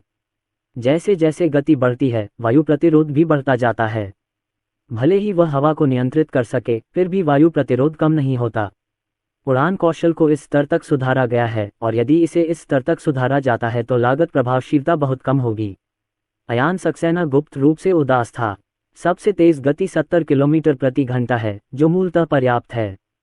प्रिय, इसे देखो। अयान सक्सेना घर लौटा और रोशनी मेहरा ने उसे एक सेल फोन दिया। फोन पर एक वीडियो प्रदर्शित किया गया। नाव पर सवार किसी व्यक्ति ने समुद्र में एक विशाल काले सांप की तस्वीर खींची। अनुमान लगाया गया कि वह काला सांप लगभग 10 मीटर लंबा था। ये कहाँ फिल्माया गया था? अयान सक्सेना ने पूछा। रोशनी मेहरा, तोसाकुरा देश के उत्तरी जल क्षेत्र में किसी ने इसे फिल्माया और ऑनलाइन अपलोड कर दिया। मूल वीडियो को तुरंत हटा दिया गया, लेकिन ये फिर भी ऑनलाइन फैल गया। अयान सक्सेना ने वीडियो देखा और कहा, ये तोसाकुरा देश द्वारा विकसित एक और आनुवंशिक उत्पाद होना चाहिए। ये संभवतः भूमि पर जीवित रह सकता है। रोशनी मेहरा के चेहरे के भाव थोड़े बदल गए। प्रिय, ऑक्टोपस विशेष कार्यों में अच्छे होते हैं, जैसे लोगों को पकड़ना। शार्क तीव्र आक्रमण में अच्छे होते हैं, और यह समुद्री सांप जमीन पर भी आ सकता है, इसलिए यह बहुत बहुमुखी है। अयान सक्सेना ने सिर हिलाया। वे महत्वाकांक्षी हैं, और यह सही भी है। वे समुद्र में सिर्फ एक जगह से ज्यादा चाहते हैं। डिंग डिंग। ठीक इसी समय अयान सक्सेना का मोबाइल फोन बज उठा। ये श्री जियांग थे जिन्होंने फोन किया था। अयान सक्सेना ने कॉल का उत्तर दिया और श्री जियांग ने पूछा, अर्जुन सक्सेना, क्या आपने इंटरनेट पर समुद्री सांप का वीडियो देखा है? मैंने अभी अभी इसे देखा। श्री जियांग, क्या ये सांप एक आनुवंशिक प्रजाति हो सकती है? ये संभव है, और यह सांप ताजे पानी में रहने में सक्षम होना चाहिए। अयान सक्सेना। बूढ़ा जियांग गंभीर लग रहा था। अगर यह सांप मीठे पानी में ढल सकता तो नदी के किनारे किनारे अंतर्देशीय इलाकों तक पहुंच सकता था। पूर्वी सकुरा साम्राज्य का आतंक सिर्फ समुद्र तक सीमित नहीं होता। शहरों में पानी की भारी मांग होती है और वे मूलतः पानी के निकट ही बसे होते हैं, इसलिए वे अधिकांश शहरों के लिए खतरा बन सकते हैं। अर्जुन सक्सेना, कृपया उन 2 आनुवंशिक दवाओं का और उत्पादन करें। अगर आपको राष्ट्रीय समर्थन की जरूरत हो तो हमें बताएं। जियांग लाओयू, अच्छा, तोसाकुरा देश के उत्तरी भाग में एक विशाल समुद्री सांप पाया गया है। ऐसा संदेह है कि यह एक आनुवंशिक प्रजाति है। ये समुद्री सांप ताज़े पानी में रहने में सक्षम हो सकता है। अंतर्देशीय चीन अब सुरक्षित नहीं है।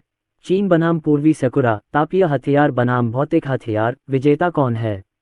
ऑस्ट्रेलियाई मीडिया इस विषय को बहुत बढ़ा चढ़ाकर पेश कर रहा है, तथा वहां के कई लोग भी इस स्थिति पर चर्चा कर रहे हैं। क्या हमने सचमुच इस समुद्री सांप को बनाया है? यदि वे ताजे पानी के अनुकूल हो सके तो इस तरह के समुद्री सांप पूरे चीन देश के लिए खतरा बन जाएंगे। हम थर्मल हथियारों से नहीं जीत सकते। चलो कोई और हथियार अपनाते हैं। फिर अयान सक्सेना के पास सारे यांत्रिक तेंदुओं को वापस बुलाने के अलावा कोई चारा नहीं होगा। इंटरनेट पर आई इस खबर ने तोसाकुरी के लोगों को प्रभावित किया है और उनमें से कई लोग इस मामले पर उत्साहपूर्वक चर्चा भी कर रहे हैं। अगर इस प्रकार का समुद्री सांप मीठे पानी में ढल जाता है तो यह एक वास्तविक खतरा बन जाएगा। यह नदियों के रास्ते शहरों में भी घुस सकता है, जिससे अंतर्देशीय क्षेत्रों के लिए खतरा पैदा हो सकता है। वे बिना किसी चेतावनी के शहर में प्रकट और गायब हो सकते हैं और सीवर के माध्यम से शहर के किसी भी कोने तक पहुंच सकते हैं। कम संख्या कोई बड़ी बात नहीं है, लेकिन बड़ी संख्या एक बड़ा खतरा हो सकती है। मैं एक ऊर्जा योद्धा हूं जो लड़ने के लिए आवेदन कर रहा हूं। मुझे नहीं लगता कि आम ऊर्जा योद्धा इसे संभाल पाएंगे। ये चीज़ इतनी बड़ी है कि इन्हें बिजली से मारना आसान नहीं है। चीनी इंटरनेट पर भी कई लोग इस मुद्दे पर चर्चा कर रहे हैं। डिंग डिंग। अयान सक्सेना ने तोसाकुरा देश से एक अधिकारी को बुलाया। मिस्टर सक्सेना, क्या बात है? फोन के दूसरे छोर पर तोसाकुरा अधिकारी ने विनम्रता से कहा। अयान सक्सेना ने कहा, आपके पूर्वी सकुरा देश में कुछ जीवों में उत्परिवर्तन हुआ है। इसे देखते हुए मैंने आपको और अधिक यांत्रिक तेंदुए भेजने का फैसला किया है। मुझे लगता है कि आपको इससे कोई आपत्ति नहीं है ना? मिस्टर सक्सेना, यह जरूरी नहीं है। आप जानते हैं, हमारे यहाँ 140,000 यांत्रिक तेंदुए हैं। फोन पर हिचकिचाहट थी। अयान सक्सेना, आपको पहले इस मुद्दे को उठाना चाहिए, अन्यथा मौजूदा 140,000 यांत्रिक तेंदुए सफाई अभियान शुरू कर देंगे। इतना कहकर अयान सक्सेना ने फोन रख दिया। 140,000 मैकेनिकल पैंथर्स पहले से ही बहुत शक्तिशाली हैं, और ये दूसरे प्रकार के मैकेनिकल पैंथर्स 1.4 मिलियन की सेना के बराबर हैं। हमें अभी भी अपनी धमकी को सुधारने की आवश्यकता है। तोसाकुरा देश में जनता की राय बहुत प्रबल है। अपनी सरकारों को जनमत से अभिभूत न होने दें। श्री जी, जिन अधिकारियों को अयान सक्सेना का फोन आया, उन्होंने तुरंत अपने वरिष्ठ अधिकारियों को इसकी सूचना दी। श्री डोंगबिंग गोगे की भौहें सिकुड़ी हुई थीं। उन्होंने जो आनुवंशिक रूप से संशोधित जीव विकसित किए हैं, वे अभी पर्याप्त बड़े नहीं हैं और अभी उन्हें पूरी तरह से उजागर करने का समय नहीं है। चीन से सहायता का अनुरोध करें। बहुत देर तक सोचने के बाद मास्टर तोसाकुरा ने गहरी सांस ली और कहा, हाँ, जल्द ही। तोसाकुरा देश ने इसे सामने लाने की पहल की। चीन की सहायता की भी शीघ्र व्यवस्था की गई तथा 100,000 टाइप 3 यांत्रिक तेंदुए शीघ्रता से तोसाकुरा देश में भेजे गए। तीसरे प्रकार के यांत्रिक तेंदुए एक समय में 30 से लड़ सकते हैं, इसलिए ये 100,000 दूसरे प्रकार के 300,000 यांत्रिक तेंदुओं के बराबर हैं। बाका, तुम वहाँ क्या कर रहे हो? यह अयान सक्सेना ही होगा जो हमें गुप्त रूप से और अधिक यांत्रिक तेंदुए जोड़ने की धमकी दे रहा है। आगे पहले से ही 140,000 यांत्रिक तेंदुए मौजूद हैं। कुल मिलाकर उनकी युद्ध शक्ति 4 से 5 मिलियन की सेना के बराबर है। अगर युद्ध छिड़ गया तो क्या हम सचमुच जीत पाएंगे? हिगाशिनागाकू के लोग काफी हद तक शांत हो गए हैं। इन 100,000 मॉडल वाले यांत्रिक तेंदुओं से मिलने वाली सहायता उनके बुखार से ग्रस्त सिर पर बर्फ के पानी का बेसिन डालने के समान थी। समय दिन प्रतिदिन बीतता जाता है। यानहुआन रोबोट कंपनी के तीनों कारखाने पूरी क्षमता से काम कर रहे हैं और प्रत्येक कारखाने की उत्पादन क्षमता आधी हो गई है। मूल तीनों कारखाने मिलकर प्रतिदिन 3,000 यांत्रिक तेंदुए का उत्पादन करते हैं।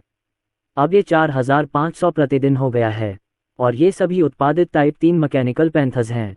सिस्टम रोबोट निर्माण प्रौद्योगिकी को पौराणिक स्तर तक बढ़ाओ, अयान सक्सेना ने मन में कहा। रोबोट निर्माण तकनीक अभी भी पौराणिक स्तर पर है। पौराणिक स्तर तक पहुंचने के लिए बहुत ज़्यादा ताकत की ज़रूरत नहीं है। ये बहुत पहले ही हासिल किया जा सकता था। इसे पहले हासिल करने का कोई खास महत्व नहीं है। वह खुद में सुधार करता है और सुधार अपने आप होता है। रोबोट निर्माण तकनीक में सुधार के लिए संबंधित उद्योगों के सहयोग की आवश्यकता होती है। बीते समय में बहुत कुछ घटित हुआ है। आखिरकार तीसरे प्रकार के यांत्रिक तेंदुए का उत्पादन मात्रा बढ़ा है और आवश्यकताएं अधिक हैं, जो कुछ भागों निर्माताओं को इसे अपग्रेड करने की पूरी कोशिश करेगी। भगवान के स्वामी, सिस्टम को ऐसा करना चाहिए। अयान सक्सेना के दिमाग में बहुत सी जानकारियां तेजी से भर गईं। आधे घंटे बाद अयान सक्सेना का काम पूरा हो गया। जैसा कि उसने सोचा था, एक काल्पनिक रोबोट बनाने की तकनीक आसान नहीं थी और मौजूदा तकनीक से उसे बनाना नामुमकिन भी था। प्रौद्योगिकी की केवल थोड़ी सी मात्रा को ही हटाया और उपयोग में लाया जा सकता है।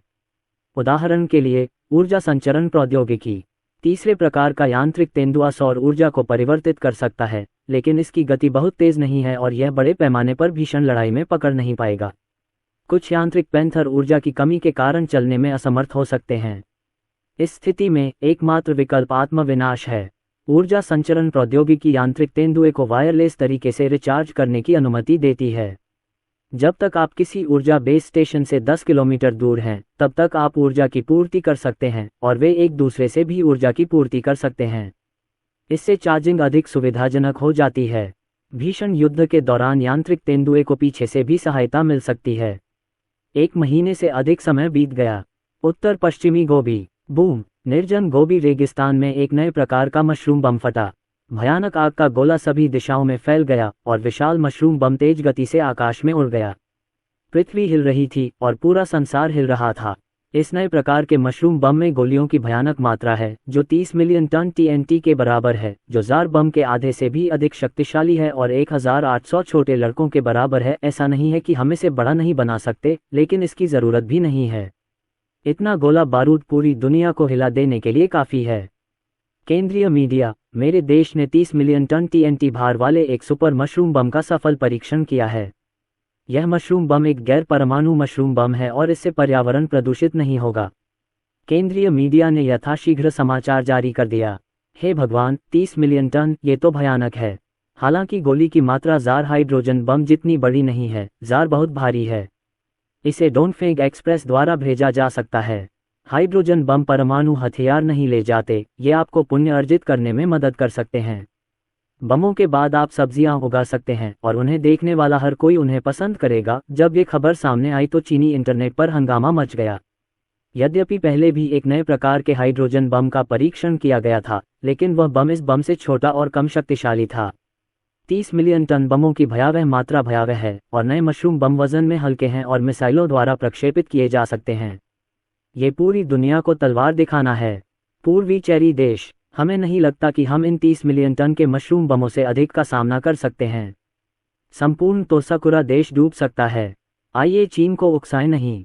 पूर्वी सकुरा में बड़ी संख्या में लोग इस मामले पर चर्चा कर रहे थे और मूक बहुमत में से भी कई लोग इसका विरोध करने के लिए खड़े हो गए। यदि वे चीन को उकसाएंगे तो चीन उन्हें ये भेज देगा और उनका पूरा पूर्वी सकुरा देश पूरी तरह से नष्ट हो जाएगा। ये खबर सबको पता चल गई है। हमें बताइए कि आप क्या सोचते हैं। अब हमें क्या करना चाहिए? तोसाकुरा देश के बूढ़े आदमी ने गहरी आवाज में कहा। जिस सम्मेलन कक्ष में वह बैठे थे वह तोसाकुरा देश के बड़े लोगों से भरा हुआ था। हम चीन पर हमला नहीं कर सकते, कम से कम अभी तो नहीं। हमारे पास पर्याप्त जैविक शक्ति नहीं है, एक कैबिनेट सदस्य बोला। एक अन्य व्यक्ति ने कहा, ये चीन की ओर से एक चेतावनी है। हमारे घरेलू रोबोट तेंदुओं के शामिल होने के साथ हमारी जैविक शक्ति अपर्याप्त होने से पहले चीन पर हमला करना अच्छा विचार नहीं है। हमें आनुवंशिक जीवों के विकास के लिए समय चाहिए। लोग इसके बारे में बात कर रहे थे। उनमें से कुछ ने मूलतः चीन के विरुद्ध लड़ाई का समर्थन किया था। अब नजरिया बदल गया है। 3 करोड़ टन वजन वाला मशरूम बम बहुत भयानक है। इसके अलावा ये गैर परमाणु है। चीन ने कहा है कि वह परमाणु हथियारों का इस्तेमाल करने वाला पहला देश नहीं होगा। क्या इसे परमाणु हथियार माना जाएगा? अगर चीन ने उन पर इसका इस्तेमाल किया तो क्या बाकी दुनिया कुछ कहेगी? क्या वे वैश्विक विनाश का जोखिम उठाकर चीन का स्वागत करने के लिए अपने मशरूम बमों का इस्तेमाल करेंगे? वे ऐसा नहीं सोचते। सब लोग, आप घरेलू हालात जानते हैं। हमारी अर्थव्यवस्था ढहने के कगार पर है। हमारे लोग मुश्किल से खाना खा पा रहे हैं। हमें कार्रवाई करनी होगी, अन्यथा बाहरी दुश्मनों के हस्तक्षेप के बिना लोग हमें टुकड़े टुकड़े कर देंगे। बूढ़े आदमी ने गहरी आवाज में कहा। सबने उसकी ओर देखा। श्री जी ने कहा, पहले हमारे पास कोई समाधान नहीं था, लेकिन अब हमारे पास आनुवंशिक रूप से संशोधित जीव हैं। हमारे पास समाधान है। यदि हम चीन को निशाना नहीं बना रहे हैं तो फिर हम किस देश को निशाना बना रहे हैं? हमें अपने देश और अपने लोगों के लिए रास्ता बनाना होगा। सब लोग चुप थे। बुजुर्ग की आंखें चमक उठीं। बोलो, अब चुप रहने का समय नहीं है। हम जिंदगी और मौत के बीच हैं। हमें जमीन का एक बड़ा टुकड़ा चाहिए। उनके बगल में बैठे एक कैबिनेट नेता ने कहा, प्रभु, हालांकि जियोंग साम्राज्य के पास जमीन का बड़ा क्षेत्र नहीं है, लेकिन वहां ठंड है और यानहुआंग अयान सक्सेना का है। हमारे लिए उत्तर की ओर जाना आसान नहीं है। एक अन्य बड़े बॉस ने कहा, यह सबसे अच्छा होगा यदि यह स्थान बड़ा हो, इसमें प्रचुर संसाधन हो तथा इसकी जनसंख्या कम हो। तीसरे बॉस ने साफ शब्दों में कहा, बात को घुमाना बंद करो, सीधे मुद्दे पर आओ। ऑस्ट्रेलिया। हमें ऑस्ट्रेलिया से लड़ना चाहिए था। सभी ने सिर हिलाया। ऑस्ट्रेलिया अमेरिका का सहयोगी है और वे खुलकर बोलने की हिम्मत नहीं करते। अब जब सब कुछ उजागर हो गया है तो ऐसा कुछ भी नहीं है जो वे न कह सकें। एक अन्य व्यक्ति ने कहा, अब सचमुच एक अवसर है। चीन का उदय हो गया है। यदि हम ऑस्ट्रेलिया पर हमला करते हैं तो संभवतः संयुक्त राज्य अमेरिका ऑस्ट्रेलिया की मदद करने के लिए युद्ध में शामिल नहीं होगा। अन्यथा चीन को लाभ होगा। जहां तक ब्रिटिश साम्राज्य और अन्य देशों का सवाल है, वे बहुत कमजोर हैं। एक अन्य व्यक्ति ने कहा, चीन और ऑस्ट्रेलिया के बीच अच्छे संबंध नहीं हैं। अगर हम ऑस्ट्रेलिया पर हमला करते हैं तो वे शायद सिर्फ तमाशा देखेंगे। कम से कम युद्ध के प्रारंभिक चरण में हम ऑस्ट्रेलिया पर हमला कर सकते हैं। समय मिनट दर मिनट बीतता गया। अंततः उन्होंने ऑस्ट्रेलिया पर आक्रमण करने का निर्णय लिया और उन्होंने ये कार्य तुरंत किया क्योंकि मूल जीवों को ऑस्ट्रेलिया पहुंचने में समय लगेगा। आधे महीने बाद तोसाकुरा देश से बड़ी संख्या में मूल जीव ऑस्ट्रेलिया पहुंचे। उत्परिवर्तित शार्क और ऑक्टोपस तटीय क्षेत्रों तक पहुंच गए हैं तथा उत्परिवर्तित समुद्री सांप नदियों के माध्यम से ऑस्ट्रेलिया के आंतरिक भागों तक पहुंच गए हैं। चलो ये करते हैं। तोसाकुरा कोकुगाकुरो ने एक आश्चर्यजनक हमले का आदेश दिया। कहीं एक सैन्य बंदरगाह। किसी ने समुद्र तट पर एक अजीब ध्वनि तरंग छोड़ी। उत्परिवर्ती शौकों का एक समूह पहले ही यहां आकर्षित हो चुका था। ध्वनि तरंगों को भांपकर वे समुद्र से युद्धपोतों की ओर दौड़ पड़े। उन्हें ध्वनि तरंगे सुनते ही हमला करने के लिए प्रशिक्षित किया जाता है। क्या चल रहा है? बंदरगाह ने अलार्म बजाकर समस्या का पता लगाया और उन्होंने शौकों को भगाने के लिए तुरंत इंफ्रासाउंड और अन्य साधनों का उपयोग किया। लेकिन शौकों का समूह वहां से नहीं गया। वे बंदरगाह में युद्धपोतों की ओर बढ़ते रहे। Boom boom. शार्क ने युद्धपोत पर जोरदार टक्कर मारी जिससे उसके अंदर लगे बम फट गए। बम युद्धपोत के बहुत पास फटे। ऑस्ट्रेलियाई नौसेना की ताकत औसत है। अधिकांश युद्धपोतों का टन भार बहुत अधिक नहीं होता तथा इन शौकों में बमों का वजन केवल 200 किलोग्राम होता है, जो पर्याप्त है। दुश्मन हमला, दुश्मन हमला। तेज अलार्म बज उठा। वे कुछ ही देर में कोई उपाय नहीं सोच पाए। लगातार विस्फोटों की आवाजें आ रही थीं और नौसैनिक बंदरगाह में मौजूद युद्धपोत एक एक करके भीषण विस्फोटों में नष्ट होते जा रहे थे। अन्य ऑस्ट्रेलियाई सैन्य बंदरगाहों पर भी यही स्थिति उत्पन्न हुई। गुरुजी, पूर्वी सकुरा देश ने ऑस्ट्रेलिया पर हमला कर दिया है। सिमरन ने अयान सक्सेना को याद दिलाया। अयान सक्सेना ने अपना मोबाइल फ़ोन निकाला और सिमरन ने तुरंत अयान सक्सेना के मोबाइल फ़ोन पर कुछ वीडियो चित्र दिखाए। तोसाकुरा कंट्री ने सचमुच ऐसा कर दिखाया। अयान सक्सेना मन ही मन बुदबुदाया। युद्धपोतों पर हमला करने के लिए बुनियादी प्राणियों को अपने जीवन को जोखिम में डालने के लिए कैसे मजबूर किया जाए, यह एक कठिन समस्या है, लेकिन तोसाकुरा देश ने स्पष्ट रूप से इस समस्या का समाधान कर लिया है। यद्यपि तोसाको के लोग बुरे नहीं हैं, लेकिन वे मूर्ख भी नहीं हैं। सिमरन, क्या उन पर जमीन पर हमला हुआ था? अयान सक्सेना ने पूछा। ज़ियाओबेई, मास्टर, ऑस्ट्रेलिया पर जमीन पर भी हमला हुआ था। अगले ही पल अयान सक्सेना ने एक और वीडियो देखा। एक विशाल ऑक्टोपस सैन्य अड्डे में घुस आया और उसने सैन्य अड्डे के गोला बारूद डिपो में विस्फोट कर दिया। ऑक्टोपस राक्षस विशेष ऑपरेशनों में वास्तव में अच्छा है। अयान सक्सेना मन ही मन बुदबुदाया। हालांकि ये ऑक्टोपस राक्षस आकार में बड़े नहीं होते, फिर भी ये बहुत छोटे छिद्रों से होकर निकल सकते हैं। ये सीवक, वेंटिलेशन नलिकाओं आदि के माध्यम से बेस में प्रवेश कर सकते हैं। वे गोला बारूद के डिपो को नष्ट कर सकते हैं, ऊर्जा उपकरणों को नुकसान पहुंचा सकते हैं, आदि। ऑस्ट्रेलिया के तटीय अड्डे अब सुरक्षित नहीं हैं। भले ही तोसाकुरा एक दुश्मन है, उन्होंने ये बहुत अच्छा किया। अयान सक्सेना मन ही मन बुदबुदाया। ऑस्ट्रेलिया और चीन के बीच भी तनावपूर्ण संबंध हैं। उन्हें एक दूसरे से लड़ते हुए देखना उसे अच्छा लगता था। ऑस्ट्रेलियाई तट, हे भगवान, क्या हुआ? ये क्यों फट गया? वह एक सैन्य बंदरगाह है, हमारा युद्धपोत विस्फोटित हो गया। अरे, क्या चीन ने हम ऑस्ट्रेलिया पर हमला किया? चीनी नेटिजन्स ने कहा कि हम उनके बारूदी सुरंगों पर बने देश हैं। ये संभव है कि उन्होंने अचानक हम पर हमला किया हो। समुद्र तट पर बहुत से लोग भय से बातें कर रहे थे। अचानक चारों ओर अंधेरा छा गया और सारी लाइटें बुझ गईं। उन्होंने चारों ओर देखा तो पाया कि पूरा शहर अंधेरे में डूबा हुआ था, बस कुछ ही जगहों पर इमरजेंसी लाइटें जल रही थीं। पावर प्लांट में एक ऑक्टोपस राक्षस ने उत्पात मचा रखा था। उसने पावर प्लांट के अंदर मौजूद कई उपकरण नष्ट कर दिए और बिजली की लाइनें भी काट दीं। कई शहरों में भी यही स्थिति रही, और केवल बिजली संयंत्र ही क्षतिग्रस्त नहीं हुआ, तेल रिफाइनरियों और जल संयंत्रों जैसे अन्य महत्वपूर्ण स्थानों को भी नुकसान पहुंचा। एक सैन्य बंदरगाह के अंदर सैनिक घबराकर बैरकों से बाहर भागे। वे ये देखकर भयभीत हो गए कि युद्धपोतों में आग लगी हुई थी और कुछ तो डूबने भी लगे थे। जल्दी करो और उन्हें बचाओ। सभी लोग अपने हथियार उठा लें, दुश्मन हो सकते हैं। ऑस्ट्रेलियाई सैनिक अस्तव्यस्त थे। तभी बैरक की आपातकालीन बिजली गुल हो गई और बैरक में चीख पुकार मच गई। एक बड़ा काला सांप अंधेरे में शिकार कर रहा था। टिक टिक टिक। कुछ सैनिकों ने घबराहट में गोलीबारी शुरू कर दी।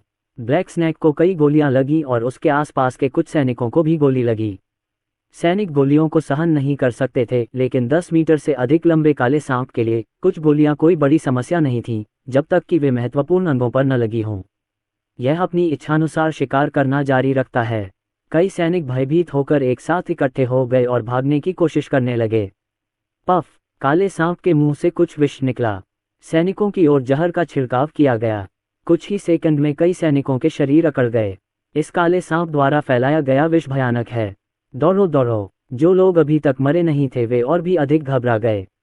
वे तेजी से सांस लेने लगे और उनमें से कुछ जहर के प्रभाव से गिर पड़े। सांप, सांप, रास्ते से हट जाओ, मैं इसे उड़ा दूंगा। अन्य स्थानों पर भी विशालकाय सांप देखे गए हैं। एक सैनिक ने ग्रेनेड फेंका, लेकिन काला सांप बहुत तेजी से आगे बढ़ा और ग्रेनेड के जमीन पर गिरते ही वह तेजी से भाग गया। टकराना, टुट टुट टुट। हर जगह ग्रेनेड फटने और गोलियों की आवाजें गूंज रही थीं। पूरा बेस अराजकता में था। पफ, अंततः किसी ने काले सांप के सिर पर प्रहार कर दिया। काला सांप मर गया। हा हा हा, मैंने अंततः इस आदमी को मार डाला। आसपास खड़े सैनिक उत्साहित थे। वे देखने के लिए पास आए और जल्द ही उनके चेहरे पीले पड़ गए। जहर के कारण वे जमीन पर गिर पड़े और जल्द ही उनकी सांसें थम गईं। अंधेरे में स्पष्ट रूप से देखना कठिन है। वहां से गुजर रहे बाकी सैनिक भी जमीन पर गिर पड़े। मृत होने के बाद भी ये काले सांप डरावने लगते हैं। ऑस्ट्रेलियाई कैबिनेट मंत्री जल्दी से मुख्यालय पहुंचे और गंभीर भाव से मुझसे पूछा, अब स्थिति क्या है? महोदय, हमारे सभी पूर्वी बंदरगाहों पर हमला किया गया है और बंदरगाहों में हमारे सभी युद्धपोतों को विनाशकारी क्षति पहुंची है। इसके अलावा हमारी 2 पनडुब्बियां दुश्मन द्वारा नष्ट कर दी गईं। किसी ने चेहरे पर अत्यंत गंभीर भाव लिए हुए उत्तर दिया।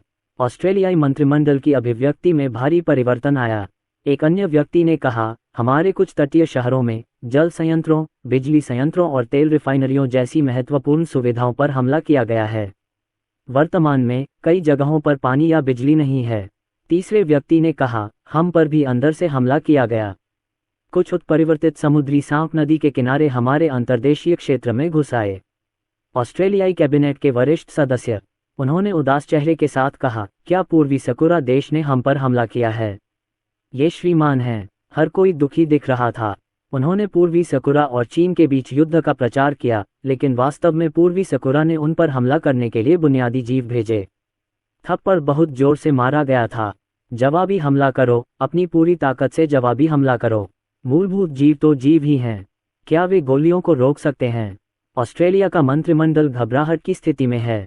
कितने म्यूटेंट हैं? किसी ने कहा, सर, हम अभी उनकी गिनती नहीं कर सकते, लेकिन उनकी संख्या बहुत ज्यादा है। 1000 से ज्यादा उत्परिवर्ती समुद्री सांप होने चाहिए। डिंग डिंग। अचानक उनमें से एक का मोबाइल फोन बज उठा। कॉल खत्म करने के बाद उन्होंने धीमी आवाज में कहा, सब लोग, फिर से कुछ हुआ है। हमारे एक वायुसेना अड्डे पर ब्लैक स्नैक ने हमला किया है। उन्होंने हमारे 1 दर्जन से ज्यादा लड़ाकू विमान नष्ट कर दिए हैं। हर कोई इतना उदास था कि उन्हें खून की उल्टी आने लगी। एक अन्य व्यक्ति ने गुस्से में कहा, क्या हम आपात स्थिति में उड़ान नहीं भर सकते? आप आमतौर पर कैसे प्रशिक्षण लेते हैं? फोन का जवाब देने वाले बॉस ने कहा, वे उड़ान भरने की तैयारी कर रहे थे, लेकिन उड़ान भरने से पहले उन्हें रनवे पर सांप मिले।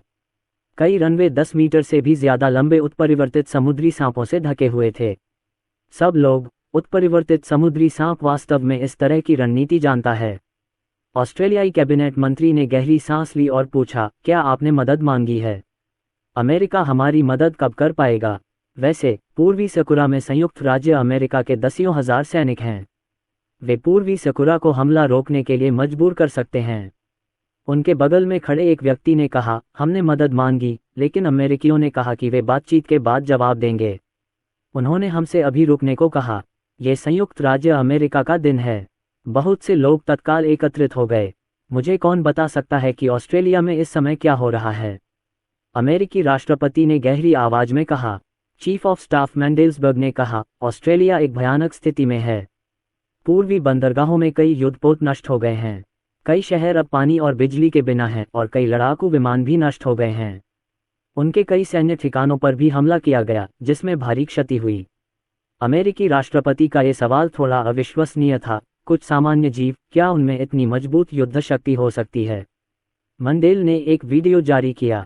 बड़े पर्दे पर एक बड़ा काला सांप है। काला सांप बहुत तेज है। आम सांप उससे तेज नहीं हो सकते। मैंडेलब्रॉट ने कहा, सबसे तेज रैटलस्नेक 19 किलोमीटर प्रति घंटे की रफ्तार तक पहुंच सकता है। यह उत्परिवर्ती समुद्री सांप 30 से 40 किलोमीटर प्रति घंटे की रफ्तार तक पहुंच सकता है, जो मनुष्यों की तुलना में बहुत तेज है। इसका सिर अभी भी हिल रहा है, इसलिए इसे मारना मुश्किल है। लेकिन इसके शरीर पर प्रहार करने से इसकी लड़ने की क्षमता पर कोई असर नहीं पड़ेगा। एक अन्य व्यक्ति ने कहा, जमीन पर हमले के मामले में वे उतने डरावने नहीं हैं। डरावनी बात तो उनकी विनाशकारी शक्ति है। वे नदियों और विभिन्न पाइपों के जरिए घुस सकते हैं। आप अपना बचाव नहीं कर सकते। संयुक्त राज्य अमेरिका के राष्ट्रपति ने मेज पर दस्तक दी। अरे दोस्तों, मुझे कौन बता सकता है कि हमें क्या करना चाहिए? ऑस्ट्रेलिया हमारा मित्र है। कुछ क्षण की खामोशी के बाद किसी ने कहा, पूर्वी सकुरा देश में हमारे हजारों सैनिक हैं, जो शांतिकाल में बहुत उपयोगी हैं, लेकिन अब जब उन्होंने अपना मुंह फाड़ लिया है और ऑस्ट्रेलिया पर युद्ध की घोषणा कर दी है, तो यह शायद उपयोगी नहीं होगा। तो सकुरा के पास लाखों सैनिक हैं, और यदि युद्ध छिड़ गया तो वे निश्चित रूप से आपातकालीन भर्ती की मांग करेंगे। यदि हम वहां से नहीं हटते हैं तो वे शायद वहां से नहीं हटेंगे, लेकिन यदि हम वहां से हटते हैं तो हमारे सैनिक खतरे में पड़ जाएंगे। एक अन्य ने कहा, हमारे युद्धपोत को गुजरने में समय लगेगा, और यदि हम बहुत करीब आ गए तो हम पर हमला हो सकता है। तीसरे व्यक्ति ने कहा, हम युद्ध में शामिल नहीं हो सकते। अगर हम युद्ध में शामिल हुए तो चीन को नुकसान होगा। अमेरिकी राष्ट्रपति ने भौहें चढ़ाईं। ऑस्ट्रेलिया से कहो, युद्ध में शामिल हो या नहीं, मैं उन्हें 2 सप्ताह के भीतर परिणाम बता दूंगा। चैप्टर 610 अयान सक्सेना का बयान। ऑस्ट्रेलिया, क्या हमें 2 सप्ताह में परिणाम दोगे? ऑस्ट्रेलियाई कैबिनेट इतना क्रोधित है कि उसे खून की उल्टी आने को मन कर रहा है। नतीजे 2 हफ्तों में आ जाएंगे और बड़े पैमाने पर ऑपरेशन की तैयारी अभी बाकी है। तो अमेरिकी मदद कब मिलेगी? उनकी नौसेना, थलसेना और वायुसेना में कुल मिलाकर केवल लगभग 60,000 लोग हैं, और असैन्य कर्मचारियों और आरक्षित बलों को मिलाकर उनकी संख्या केवल लगभग 1 लाख है। क्या वे अमेरिकियों के सामने टिक पाएंगे? यह एक बड़ा सवाल है। सर, हो सकता है कि अमेरिकी युद्ध में शामिल न होना चाहें। अगर वे ऐसा करते हैं तो चीन जीत सकता है। उसके बगल में खड़े एक व्यक्ति ने कड़वाहट से कहा। ऑस्ट्रेलियाई कैबिनेट बेहद नाखुश दिख रही है। अगर 2 हफ्ते बाद अमेरिका युद्ध में शामिल न होने का फैसला करता है तो वे इससे कैसे निपटेंगे? शुरुआत में उनके पास बहुत कम युद्धपोत और पनडुब्बियां थीं और अब उनमें से आधे से ज़्यादा नष्ट हो चुकी हैं। जो बची हैं वे कितने समय तक टिक पाएंगी? उनके अधिकांश लड़ाकू विमान अभी भी उपलब्ध हैं, लेकिन संयुक्त राज्य अमेरिका की मदद के बिना उनके लड़ाकू विमान पूर्वी सकुरा तक नहीं पहुंच सकते। क्या हम लड़ाकू विमानों को उन आनुवंशिक जीवों पर हमला करने देंगे? अगर वे स्थिर भी रहें हर लक्ष्य पर एक मिसाइल, तो क्या उनके पास इतनी मिसाइलें हैं? और ये आनुवंशिक जीव बहुत चालाक होते हैं, उन पर मिसाइलों से वार करना आसान नहीं है। सभी सैनिकों को पूरी ताकत से डटे रहने का आदेश दो। हमें संयुक्त राज्य अमेरिका को यह बताना होगा कि आनुवंशिक रूप से संशोधित जीव इतने डरावने नहीं हैं, अन्यथा संयुक्त राज्य अमेरिका हमारी मदद नहीं कर पाएगा। ऑस्ट्रेलियाई सज्जन ने अपने दांत पीस लिए। हाँ, आसपास के सभी लोगों ने सिर हिलाया। उन्होंने संदेश आगे बढ़ाया, क्योंकि उनके सैनिकों की गुणवत्ता बहुत अच्छी नहीं है, आनुवंशिक जीव मायावी हैं और उनकी लड़ने की इच्छाशक्ति अधिक नहीं है। पूर्वी चेरी देश, लोगों के नाम एक पत्र, साम्राज्य के अस्तित्व के लिए, हमारे राष्ट्र की भलाई के लिए और हमारे वंशजों के लिए हमें भूमि की आवश्यकता है और हमें अधिक रहने की जगह की आवश्यकता है। अब से पूर्वी सकुरा ऑस्ट्रेलिया के विरुद्ध युद्ध की घोषणा करता है। जिन सैनिकों को 10 वर्षों के भीतर सेवामुक्त कर दिया गया है, कृपया तुरंत सेना में लौट आएं और शेष नागरिक कृपया सेना में शामिल हों और यह सुनिश्चित करने के लिए कड़ी मेहनत करें कि हमारे योद्धा एक शानदार विजय प्राप्त कर सकें। भगवान तोसाकुरा को आशीर्वाद दें। पूर्वी सकुरा साम्राज्य ने खुलेआम युद्ध की घोषणा कर दी। पिछले 10 वर्षों में पूर्वी सकुरा देश के सेवानिवृत्त सैनिक तेजी से अपने शिविरों में लौट आए हैं। पूरे देश की प्रचार मशीनरी पूरी तरह सक्रिय थी। तोसाकुरा प्रांत में भी अनगिनत लोग उत्साहित हो गए। पिछले 1 साल से वे बहुत बुरे दौर से गुजर रहे हैं। अर्थव्यवस्था बहुत खराब है, संसाधन कम है और उनके पास खाने के लिए भी पर्याप्त भोजन नहीं है। अनगिनत लोग इस स्थिति को बदलने के लिए उत्सुक हैं। अब युद्ध ही उनका एकमात्र विकल्प है। डिंग डिंग, अयान सक्सेना का फोन बजा। ये श्री जियांग थे जिन्होंने फोन किया था। श्री जियांग, क्या हो रहा है? अयान सक्सेना ने फोन उठाया और मुस्कुराते हुए पूछा। श्री जियांग, जियाओलिन, तुम्हें स्थिति पता है ना? पूर्वी सकुरा ने खुलेआम ऑस्ट्रेलिया के खिलाफ युद्ध की घोषणा कर दी है। तुम क्या सोचते हो? अयान सक्सेना ने कहा। मिस्टर जियांग, मैं क्या सोच सकता हूँ? 2 कुत्ते लड़ रहे हैं, मैं तो बस किनारे से उत्साह देख रहा हूँ। क्या मैं रोबोट के रूप में ऑस्ट्रेलिया की मदद करने के लिए अपना जीवन वापस कर सकता हूँ? यदि मुझे मदद की जरूरत भी पड़े तो वह तत्काल नहीं होगी। ऑस्ट्रेलिया की भूमि पूर्वी सकुरा देश की भूमि की तरह ही आकर्षक है। श्री जियांग, मेरा मतलब बाद के विचारों से है, अयान सक्सेना ने कहा। पहले उन्हें हमें कड़ी टक्कर देने दीजिए। हमारी आगे की कार्रवाई ऑस्ट्रेलिया के रवैये और दृष्टिकोण पर निर्भर करेगी, तथा इस बात पर भी कि वे क्या कीमत चुकाने को तैयार हैं। हम मुफ्त में मदद नहीं कर सकते। जियांग लाओ ने विचार करते हुए कहा। अर्जुन सक्सेना, ये सच है। बाद के देश विशेष रूप से विलय के लिए उपयुक्त नहीं हो सकते हैं। यदि विलय हो गया तो कई राजधानियां बाहर निकल सकती हैं। अयान सक्सेना का दिल द्रवित हो गया। श्री जियांग, आप क्या सोचते हैं? मैं बाद में कार्यभार संभाल लूंगा। जियांग लाओदाओ ने कहा। क्या आपको लगता है कि आप जीत सकते हैं? अगर आप इसे मिलाते हैं तो देश बाहरी दुनिया से कह सकता है कि हमने युद्ध में भाग नहीं लिया। इसके अलावा आपके लिए लाभ मांगना आसान हो जाएगा। अयान सक्सेना ने हंसते हुए कहा। कोई बात नहीं, तोसाकुरा देश को हराना मेरे लिए कोई समस्या नहीं होगी। जियांग लाओ, अर्जुन सक्सेना, अभी चिंतित मत होइए। जैसा आपने कहा, पहले उन्हें एक दूसरे से लड़ने दो, अयान सक्सेना ने कहा। मिंगी। अगली सुबह थी। ऑस्ट्रेलिया के तटीय शहरों में कई जगहों से काला धुआं उठ रहा था। कई लोग ये देखकर हैरान रह गए कि पानी और बिजली संयंत्रों में समस्याएं थीं और वे इतने क्षतिग्रस्त हो गए थे कि उन्हें जल्दी ठीक करना संभव नहीं था। पानी और बिजली का न होना किसी भी शहर के लिए आपदा है। सुपरमार्केट और दुकानों में अफरा तफरी मची हुई थी। कई लोग बिना भुगतान किए ही सभी प्रकार का सामान लेकर भाग रहे थे। हे भगवान, ये ऑस्ट्रेलिया के लिए बहुत बुरा है। अधिकांश युद्धपोत रातों रात नष्ट हो गए। ऑस्ट्रेलियाई नौसेना पूरी तरह से नष्ट होने जा रही है। मैंने अभी एक वीडियो देखा जिसमें हवाई अड्डे पर दर्जनों लड़ाकू विमानों को नष्ट होते हुए दिखाया गया है। फिलहाल इंटरनेट अभी भी उपलब्ध है। इंटरनेट पर विभिन्न वीडियो अपलोड किए गए, जिससे अनगिनत लोगों को रातों रात ऑस्ट्रेलिया की दुखद स्थिति देखने का मौका मिला। सैन्य अड्डे पर हमला किया गया। कई महत्वपूर्ण नागरिक सुविधाओं पर भी हमला किया गया। साम्राज्य अमर रहे, तब तो पूरा ऑस्ट्रेलिया हमारा होगा। सेना में भर्ती हो जाओ। मैं ऑस्ट्रेलिया जाना चाहता हूँ। मुझे ऑस्ट्रेलियाई लड़कियां पसंद हैं। पूर्वी सकुरा देश आनंदित था। बड़ी संख्या में लोग जश्न मनाने के लिए सड़कों पर उतर आए। ये आनुवंशिक जीव युद्ध में आश्चर्यजनक रूप से मजबूत हैं। जमीन पर तो ठीक है, हमारे पास यांत्रिक तेंदुए हैं, इसलिए हमें डर नहीं लगता, लेकिन समुद्र में शार्क से बचाव करना मुश्किल है। वे तेज और बहुत फुर्तीले होते हैं और उन्हें टॉर्पीडो से मारना आसान नहीं है। हमारे युद्धपोतों को सावधान रहना होगा। चीनी इंटरनेट पर अनगिनत लोग इस पर चर्चा कर रहे हैं। अनगिनत लोगों ने अयान सक्सेना को डाइंग टिप्पणी अनुभाग में टैग किया। ज़ियाओ बेई, डोइन से कहो, मैं 10 मिनट में लाइव स्ट्रीमिंग शुरू कर दूंगा। अयान सक्सेना ने आदेश दिया।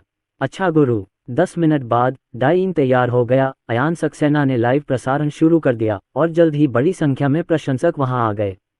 अयान सक्सेना के अब 300 से 400 मिलियन प्रशंसक हैं। सभी को नमस्कार। मैंने बहुत समय से लाइव प्रसारण नहीं किया है।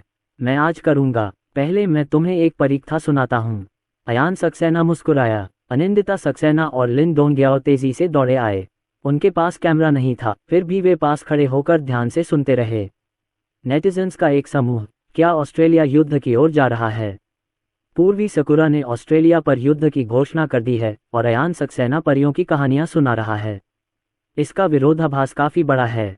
अयान सक्सेना ने ये सब अनसुना कर दिया और बात करने लगे। जल्द ही अनगिनत लोग अयान सक्सेना की परीक्षा में डूब गए। परीक्षा के दृश्य उनके ज़हन में उभरने लगे।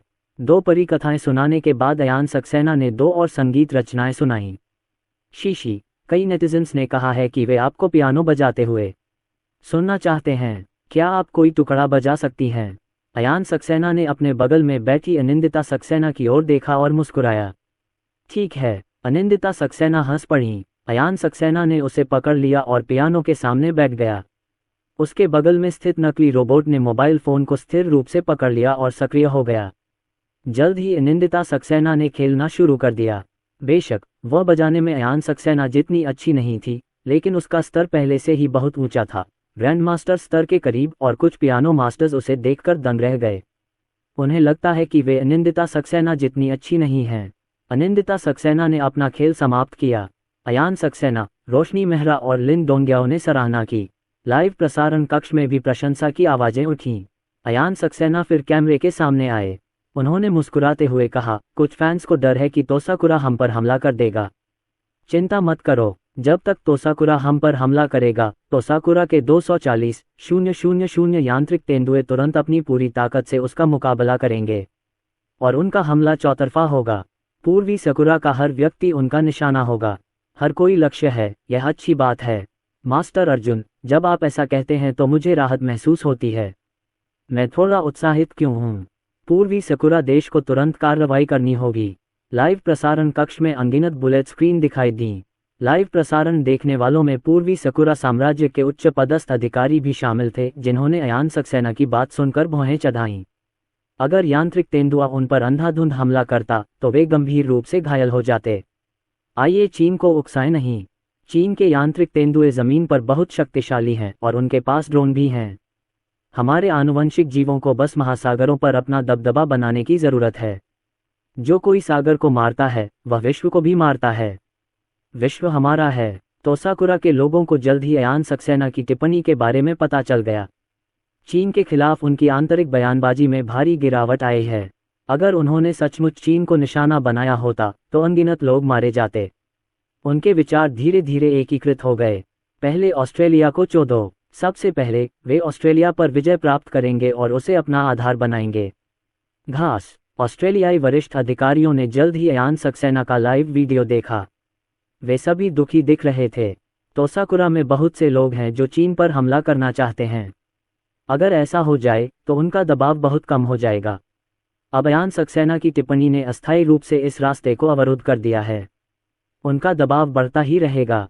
सर, ताज़ा खबर यह है कि तोसाकुरा साम्राज्य ने युद्धपोत भेज दिए हैं। उनके 30 से ज़्यादा युद्धपोत हमारी ओर बढ़ रहे हैं। उनके लगभग एक दिन में हमारे देश पहुंचने की उम्मीद है। ऑस्ट्रेलियाई कैबिनेट के एक बड़े अधिकारी ने गहरी आवाज में कहा।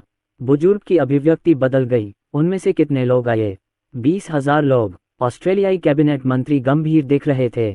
यदि वे आनुवंशिक रूप से संशोधित जीव यहाँ आ जाएं तो वे बहुत नुकसान पहुंचा सकते हैं, लेकिन वे कभी भी ऑस्ट्रेलिया पर कब्जा नहीं कर सकते। अब हालात बदल गए हैं क्योंकि पूर्वी सकुरा से सैनिक आ गए हैं। चीन के लिए 20,000 सैनिक ज़्यादा तो नहीं हैं, लेकिन उनके लिए तो बहुत हैं। उनकी सक्रिय सेना में सिर्फ 60,000 लोग हैं, और जिन सैनिकों को उन्होंने तुरंत भर्ती किया है उनकी युद्ध क्षमता चिंताजनक है। इस संबंध में ऑस्ट्रेलिया और पूर्वी सकुरा अलग हैं। ऑस्ट्रेलिया के आसपास कोई मजबूत दुश्मन नहीं है, बल्कि उसके पास शक्तिशाली सहयोगी हैं। उसके सैनिक कम प्रशिक्षित और कम गुणवत्ता वाले हैं। तोसाकुरा के पास चीन जैसा मजबूत दुश्मन है, लेकिन उसके सैनिकों के प्रशिक्षण में कोई देरी नहीं हुई है और उसकी आरक्षित युद्ध क्षमता कमजोर नहीं है। हमें उनके युद्धपोतों को नष्ट करने के लिए मिसाइलें दागने हेतु संयुक्त राज्य अमेरिका से संपर्क करना होगा, किसी ने चिल्लाकर कहा। एक अन्य व्यक्ति ने कहा, मुझे डर है कि संयुक्त राज्य अमेरिका ऐसा नहीं करेगा। तोसाकुरा देश में अभी भी हजारों अमेरिकी सैनिक हैं। इन सैनिकों को वापस बुलाए जाने से पहले संयुक्त राज्य अमेरिका निश्चित रूप से कोई भी जल्दबाजी में कदम नहीं उठाएगा, अन्यथा ये सैनिक संभवतः मर जाएंगे। वे अब पूर्वी सकुरा में अमेरिकी बंधकों के लिए हैं। ऑस्ट्रेलियाई कैबिनेट के वरिष्ठ सदस्य ने गंभीरता से कहा, हर किसी को, चाहे कुछ भी हो, शुरुआती दौर में डटे रहना चाहिए। अमेरिका द्वारा कोई कार्रवाई करने से पहले हमें अपनी अहमियत दिखानी होगी। उनके लोगों के आने से पहले अपनी पूरी ताकत से उन आनुवंशिक जीवों को मार डालो। सभी ने सिर हिलाया। ऑस्ट्रेलियाई सैनिकों ने अपनी पूरी ताकत से लड़ाई लड़ी। उनके द्वारा कुछ आनुवंशिक जीव मारे गए। आखिरकार, आनुवंशिक रूप से संशोधित जीव सिर्फ कार्बन आधारित जीव हैं और गोलियों का सामना नहीं कर सकते हैं, लेकिन आनुवंशिक रूप से संशोधित जीव आमतौर पर रात में कार्य करते हैं और ऑस्ट्रेलियाई सैनिकों को भी काफ़ी नुकसान उठाना पड़ा। उनके युद्धपोत, विमान आदि भी लगातार नष्ट होते रहे। विभिन्न सार्वजनिक सुविधाएं भी नष्ट कर दी गईं। अनाज डिपो और तेल भंडारण सुविधाओं जैसे स्थानों पर आनुवंशिक रूप से संशोधित जीवों द्वारा हमला किया गया। कुछ ही दिनों में ऑस्ट्रेलिया में भारी परिवर्तन आ गया है। लोग बहुत ही कठिन परिस्थिति में हैं। यदि यह सिर्फ बिजली कटौती होती तो भी लोग इसे सहन कर सकते थे, लेकिन अब उनके पास पानी, बिजली या गैस नहीं है और लोग सुपरमार्केट में कुछ भी नहीं खरीद सकते। मिस्टर मैंडल, हमें तुरंत मदद चाहिए। तोसाकुरा का बेड़ा लगभग हमारे दरवाजे पर पहुंच गया है। अगर उनके सैनिक किनारे पर आ गए तो हम बड़ी मुसीबत में पड़ जाएंगे, एक ऑस्ट्रेलियाई कैबिनेट नेता ने ऊंची आवाज में कहा। फोन पर दूसरी तरफ से मंडेल ने कहा, एडगर, हम इस पर चर्चा कर रहे हैं। फिलहाल हमारी आपकी मदद करने की कोई योजना नहीं है। कृपया थोड़ी देर रुकें, हम जल्द से जल्द चर्चा पूरी कर लेंगे। एडगर का चेहरा काला पड़ गया। श्री मंडेल, हम सहयोगी हैं। जब हम पर हमला होगा तो आपका दायित्व है कि आप मिलकर हमारी रक्षा करें। मंडेल, एडगर, ये स्वाभाविक है। हम निश्चित रूप से आपकी मदद करेंगे, लेकिन युद्ध की तैयारी में समय लगता है। चिंता मत करो। एडगर इतना क्रोधित था कि वह श्राप देना चाहता था। एडगर, मुझे एक मीटिंग में जाना है। अभी के लिए बस इतना ही। मंडेल ने फोन रख दिया। वह अमेरिकी राष्ट्रपति के कार्यालय पहुंचे और कहा, राष्ट्रपति जी, ऑस्ट्रेलिया ने फिर फोन किया और हमसे पूर्वी सकुरा साम्राज्य पर हमला करने का आग्रह किया। संयुक्त राज्य अमेरिका के राष्ट्रपति, हम उनकी मदद नहीं कर सकते। हमारे लोगों को पूर्वी सकुरा से वापस नहीं बुलाया गया है और वे आनुवंशिक जीव भी हमारे लिए एक बड़ा खतरा हैं। मेरी पहली प्राथमिकता अमेरिकी नागरिकों की सुरक्षा है। कुछ ही दिनों में आनुवंशिक सामग्री ने बहुत मजबूती दिखाई। वे दिन में छिप जाते हैं और रात में प्रकट होते हैं। कुछ ही दिनों में ऑस्ट्रेलियाई लोगों को इतना प्रताड़ित किया गया कि वे दयनीय हो गए। सेनापति, तोसाकुरा साम्राज्य के युद्धपोत तट के निकट पहुंच रहे हैं। एक बार उनके सैनिक उतर जाएं तो उन पर हमला करना मुश्किल हो जाएगा। मंडेल ने याद दिलाया। अमेरिकी राष्ट्रपति, अगर हम विलय कर लेते हैं तो विमानवाहक पोत नष्ट हो जाएगा और फिर हमारा आधिपत्य खत्म हो जाएगा। अगर पूर्वी सकुरा ऑस्ट्रेलिया पर कब्जा भी कर लेता है तब भी उसे हमारे समर्थन की जरूरत है। और चीन शायद यह नहीं चाहता कि पूर्वी जापान ऑस्ट्रेलिया पर कब्जा कर ले। ऑस्ट्रेलिया में 30,000 रोबोटिक तेंदुए हैं। मंडेल, क्या आप चाहते हैं कि चीन को भी इसमें शामिल किया जाए? अमेरिकी राष्ट्रपति ने सिर हिलाया और कहा, यह सबसे अच्छा है। यदि चीन इसमें शामिल हो जाता है और उनकी नौसेना नष्ट हो जाती है तो दुनिया में हमारा प्रतिद्वंद्वी कौन होगा? आप बहुत महान हैं। कुछ समय पहले ऑस्ट्रेलियाई लोग खुशी से हंस रहे थे, अब वे क्यों नहीं हंस रहे हैं? मैंने अभी इंटरनेट पर एक वीडियो देखा। पानी की आपूर्ति बंद होने के बाद एक परिवार का शौचालय लगभग भर गया था। दृश्य बहुत सुंदर था। वे चाहते थे कि हम पूर्वी सकुरा के साथ खूनी लड़ाई लड़ें, लेकिन उन्होंने यह नहीं सोचा था कि युद्ध हमारे बजाय हम पर आएगा, और संयुक्त राज्य अमेरिका ने उन्हें छोड़ने पर भी विचार किया था। कई चीनी लोग इस बारे में बात कर रहे हैं। Boom boom. ऑस्ट्रेलिया में टोसाकुरा युद्धपोत एक बड़े शहर के पास पहुंचता है। शहर में भारी तोपखाने की गोलाबारी हुई। पूरे शहर में कई स्थानों पर विस्फोट हुए और उन्हें लोगों को बाहर निकालना पड़ा और शरणार्थियों को शहर के बाकी हिस्सों में जाने देना पड़ा, ताकि वे शहर के बाकी हिस्सों पर दबाव कम कर सकें और दबाव बढ़ा सकें। अनगिनत लोग अपने परिवारों के साथ भाग गए। उनमें से कुछ लोग पूर्व के शेष शहरों की ओर भाग गए तथा कुछ लोग उत्तर पश्चिम की ओर भाग गए, जो अस्थायी रूप से सुरक्षित था। भूमि। कई राउंड की तोपखाने की गोलाबारी के बाद पूर्वी सकुरा के सैनिक उतरने लगे। टिक टिक टिक। सैनिकों ने ऑस्ट्रेलियाई सैनिकों के साथ गोलीबारी की। ऑस्ट्रेलियाई सैनिक स्पष्ट रूप से नुकसान में थे। एक ओर तो उनके सैनिकों की गुणवत्ता बहुत अच्छी नहीं है, लेकिन दूसरी ओर टोसाकुरा सागर पर उनका साथ देने वाले युद्धपोत भी हैं। हालांकि ऑस्ट्रेलिया के पास अभी भी कुछ लड़ाकू विमान हैं, लेकिन पूर्वी सकुरा युद्धपोतों की शक्तिशाली वायु रक्षा मिसाइलों के खिलाफ उनकी उपयोगिता सीमित है। युद्धपोतों के नज़दीक पहुंचने से पहले ही लड़ाकू विमान भेज दिए गए और भारी नुकसान हुआ। बेशक टोसाकुरा के युद्धपोतों को भी नुकसान उठाना पड़ा। ऑस्ट्रेलिया की युद्ध क्षमता वास्तव में बहुत खराब है। अयान सक्सेना ने अपना सिर हिलाया। कुछ ही दिनों में टोसाकुरा देश के सैनिक तट पर मारे गए। यदि पूर्वी सकुरा देश के सैनिकों के व्यवहार का मूल्यांकन किया जाए तो भविष्य में ऑस्ट्रेलिया को इससे भी अधिक नुकसान होगा। पूर्वी सकुरा साम्राज्य के सैनिकों में लड़ने के गुण तो हैं, लेकिन उनमें नैतिक गुणों की गंभीर कमी है। स्टोरी पसंद आए तो like, comment, share and channel को सब्सक्राइब करो, और इसी तरीके का बेहतरीन कंटेंट के लिए हमारे टेलीग्राम ग्रुप को ज्वाइन करो।